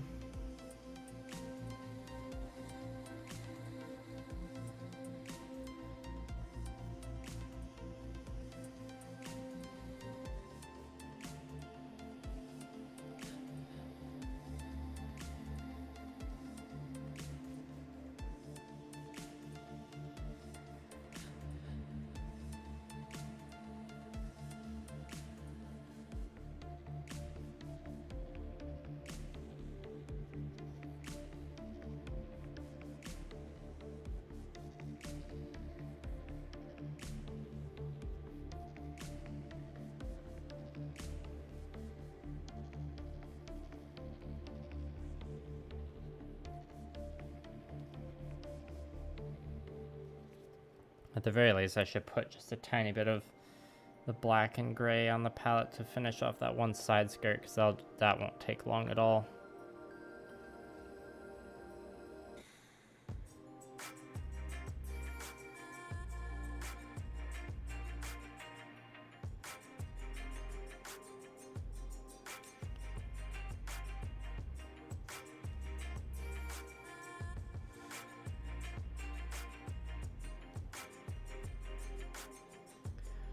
Tricky crevices to get into here.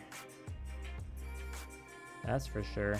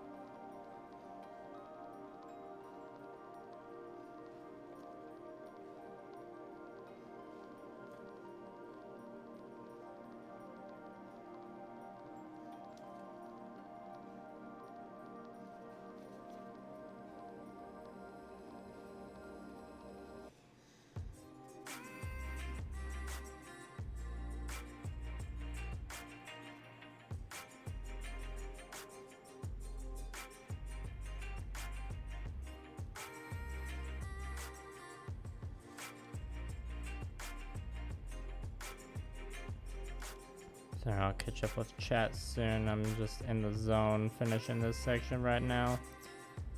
I'm just feeling these edges with my soul. Well, I guess I'm feeling it with my brush, but you know what I mean. Sup, Scorpion Pie 20.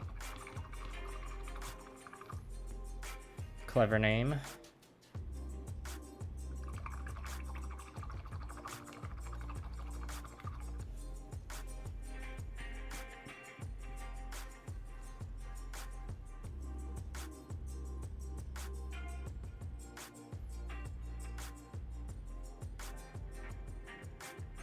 Yeah, Chad, I think my body is telling me that once I've used up the red on the palette, I should wrap up the stream.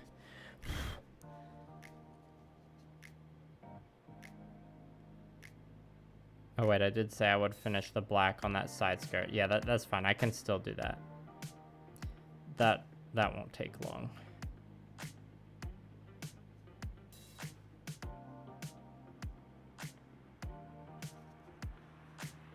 So I probably won't make it to 2.5 hours tonight, but that's cool. Should be another double stream week.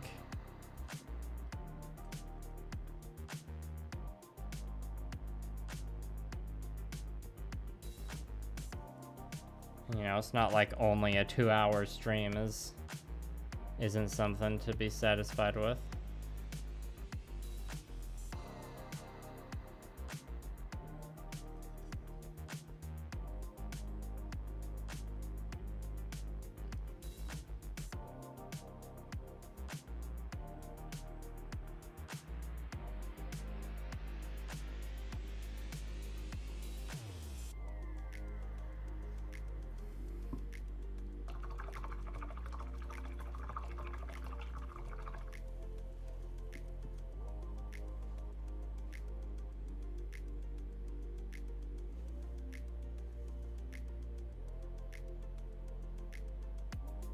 I'll ask this question again. I asked it last stream, so sorry if you heard it then, but how do you all feel about the amount of widgets and overlay I have on my stream? I go for like a kind of less is more approach. Or, you know, I've got like my one little graphic I put on there. But other than that, it's just like, you know, the camera showing what I'm working on. And I'm pretty like confident with that setup and been like that for a while, but I am curious as to if you all have any thoughts on it, how it compares to other streamers you might watch. I think last stream someone said something about like they liked the like relatively low amounts of stuff I have on my stream compared to other streams which were like NASCARs, with the amount of like stuff they got on.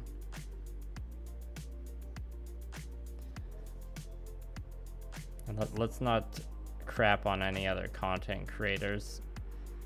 You know, they're welcome to set up their streams however they like.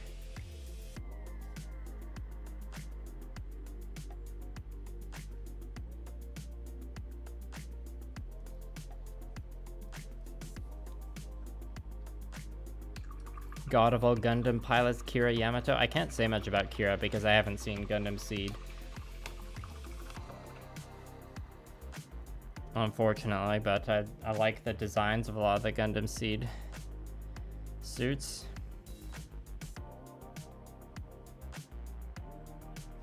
If I had been born maybe like 1 or 2 years earlier, there's a good chance I would have been like watching Gundam Seed like as a teenager and really feeling it. At the time when I was a teenager, I didn't like have access to the like YTV or Toonami that would play the Gundam shows. So who knows, honestly.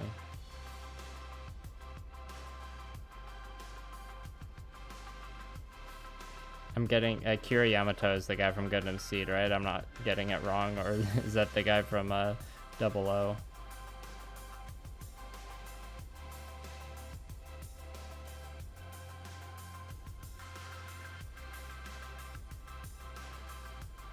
Is he a controversial character? Yeah, Master Asia classic.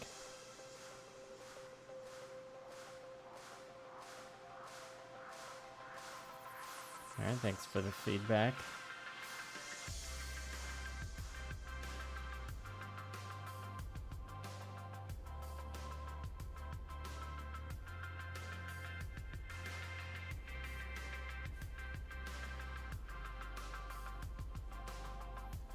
Okay, Kira is from Seed. He destroyed a mobile suit with his hands, like his human hands. Oh right, Setsuna, that's the guy from 00. I've seen 3 episodes of 00.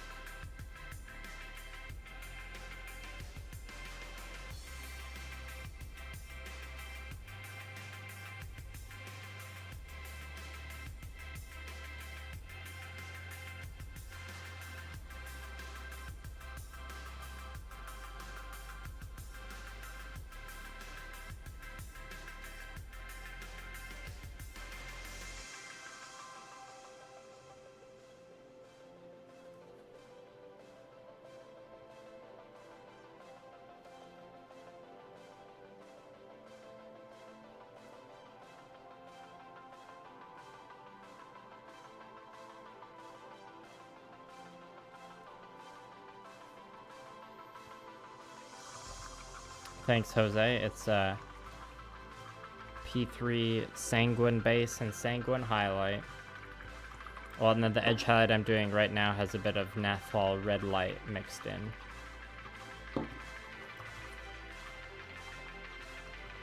Oh, you were talking about Master Agent kicking through a mouse. Okay, yeah, I know what you mean. That's a very acceptable action in G Gundam.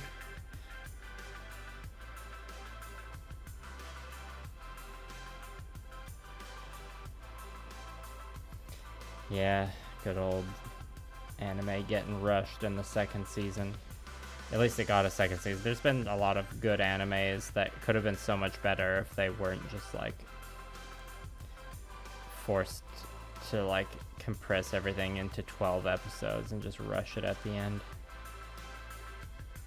Like Kisniver suffered from that a lot, I found. And it's kind of like been forgotten as an anime.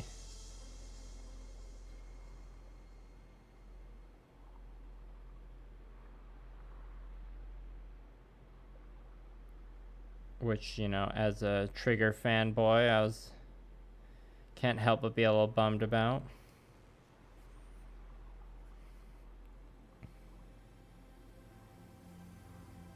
But, you know, not every show can be a banger.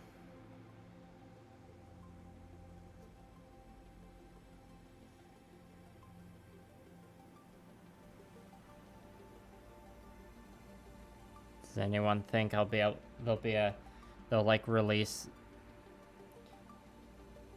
the next like Gundam Thunderbolt movie sometime before the 2030s? That'd be cool. Loved Gundam Thunderbolt.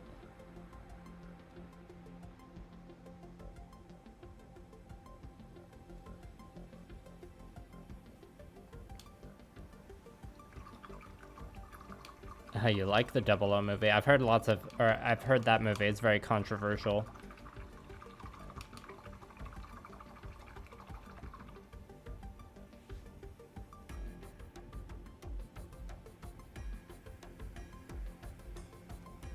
Yeah, the cliffhanger is a real pain, a massive pain. At least like the first Thunderbolt movie, or like the first 4 episodes or whatever, is like a solid like rewatch. And like those 4 episodes, or like that movie in itself, like ends on a satisfying enough note. It's like not quite as painful of a cliffhanger. It's like when I rewatched the last time I rewatched Thunderbolt, I was showing it to a friend, and like we just watched the first 4, like the first part.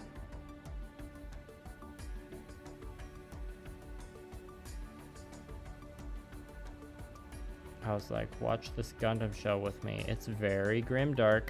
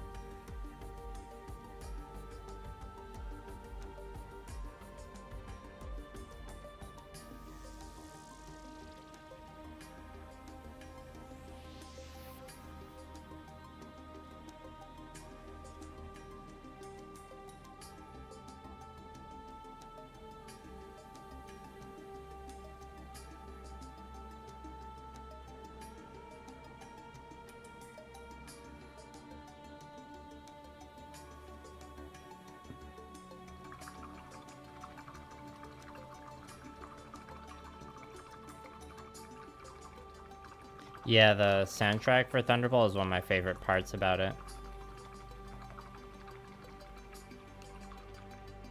Gonna airbrush an RX-78 model kit inspired by Dr. Pepper. I mean, your question's a little general for me to give any tips. Other than, like, the usual good airbrushing practices.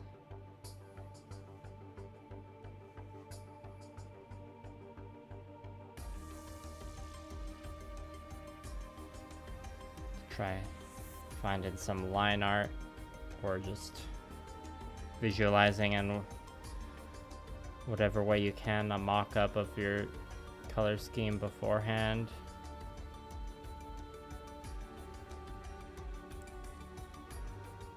Dr. Pepper, it's kind of like there's only two colors there. It's like silver and the like burgundy in a way. So you gotta like figure out what kind of balance you want in terms of like, do I make like, would you make all of the white armor the burgundy color, or would you make some of it silver, or like add any new colors to break it up like black or something?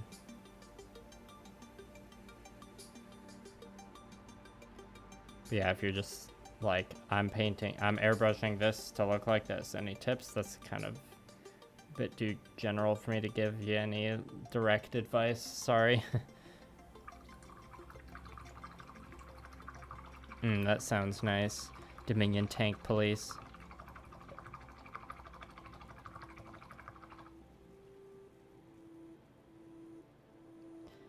If it's your first time airbrushing for this Dr. Pepper kit,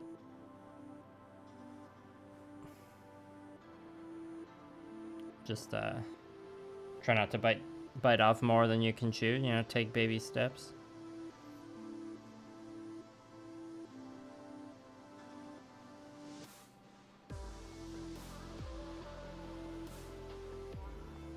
Make sure you keep a can of Dr. Pepper, or like an empty can or whatever, so that when you're done you can take a picture of it next to the can of Dr. Pepper. It's important. There's a tip for you.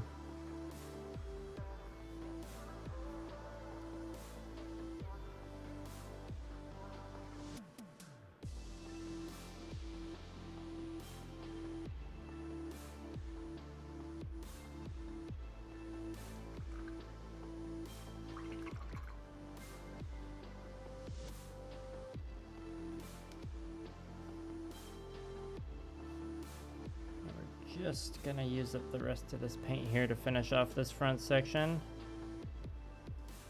Love it when it works out neatly like that. I am just scraping up the last dregs of paint. It's not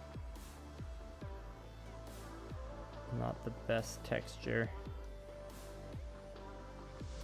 but we did it though. Okay, let's just quickly finish off this side skirt piece and then we'll wrap up the stream. And we'll almost make it to 2.5 hours, not bad.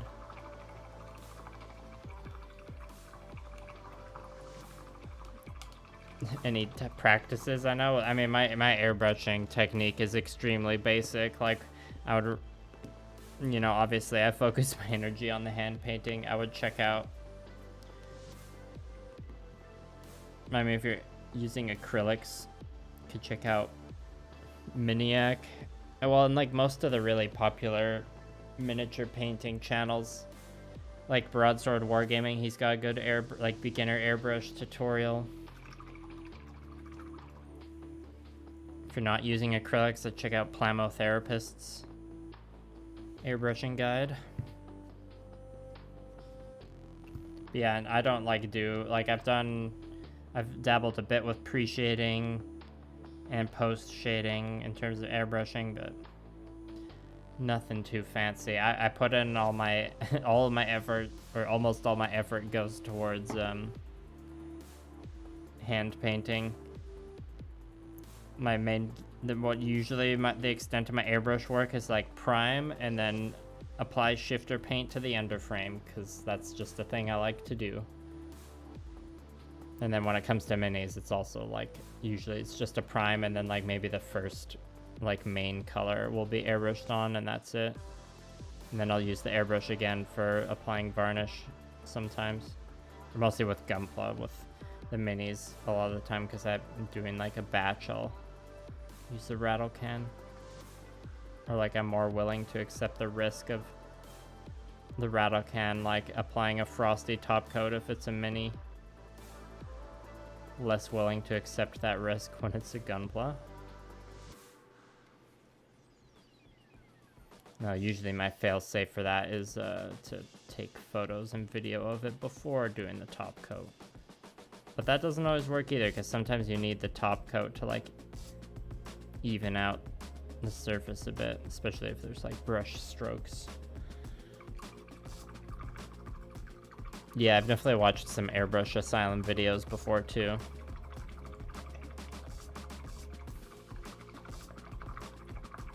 Yeah, thanks for contributing your own tips there, chat.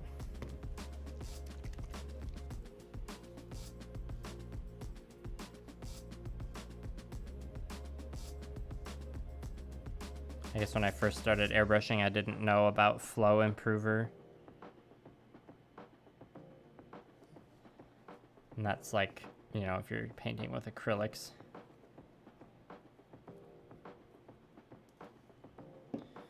Pick up some Vallejo Flow Improver.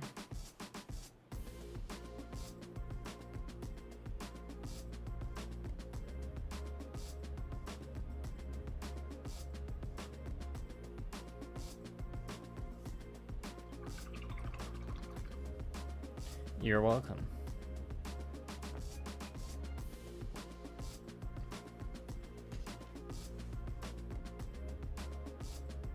Okay, one last little edgy highlight and then we're done. So get any last minute messages, super chats, questions, or whatever, and now, people.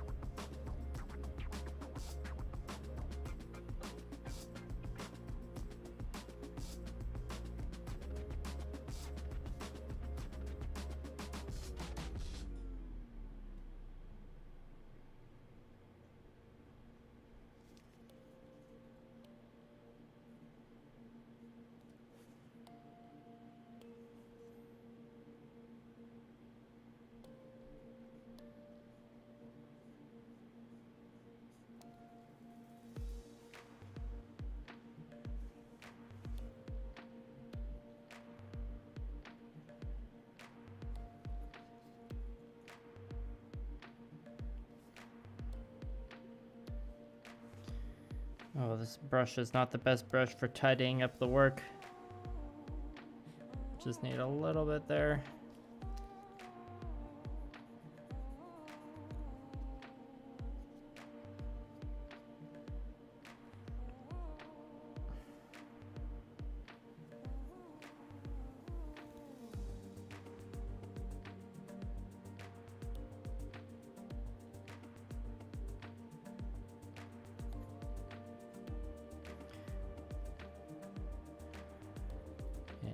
Tiny bit more down here.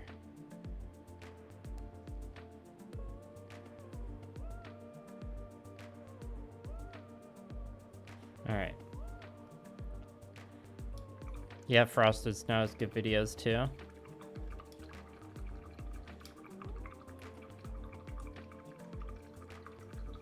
I can't think of any that don't have a kit that I would like to see off the top of my head. It would more be like, what am I thinking of? Oh, Bandai. I mean, I know they did the light. Like, I think Kotobuki has the license. I'm not entirely sure, but we need a real, you know, like a real grade or a master grade Tachikoma kit from Ghost in the Shell. I'd pay the big bucks for that. Oh yeah, that'd be a cool. The Virgo would be cool to see.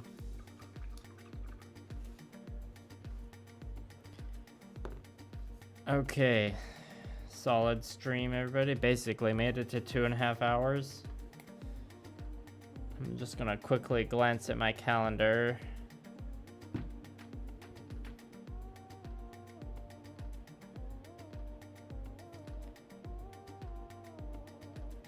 Yeah, current plan is to do another live stream Friday, and that live stream should be something more exciting than just panel lining.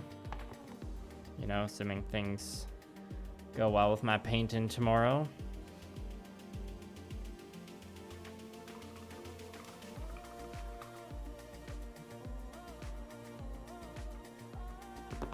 So I hope to see some of y'all there. But, you know, no pressure, and I appreciate and thank everyone who came and watched and hung out in this stream. Hopefully you enjoyed me doing more edge highlighting. Seeing all those brush strokes up close. The camera's lagging a bit. Alright, I'll wait like 20 seconds, then I'll end the stream.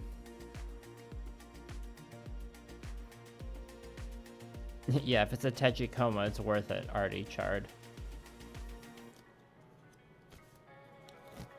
And feel free to roast me if I'm still using, or if I haven't like tidied up or cleaned up this nail polish. Yeah, sorry about that camera lag.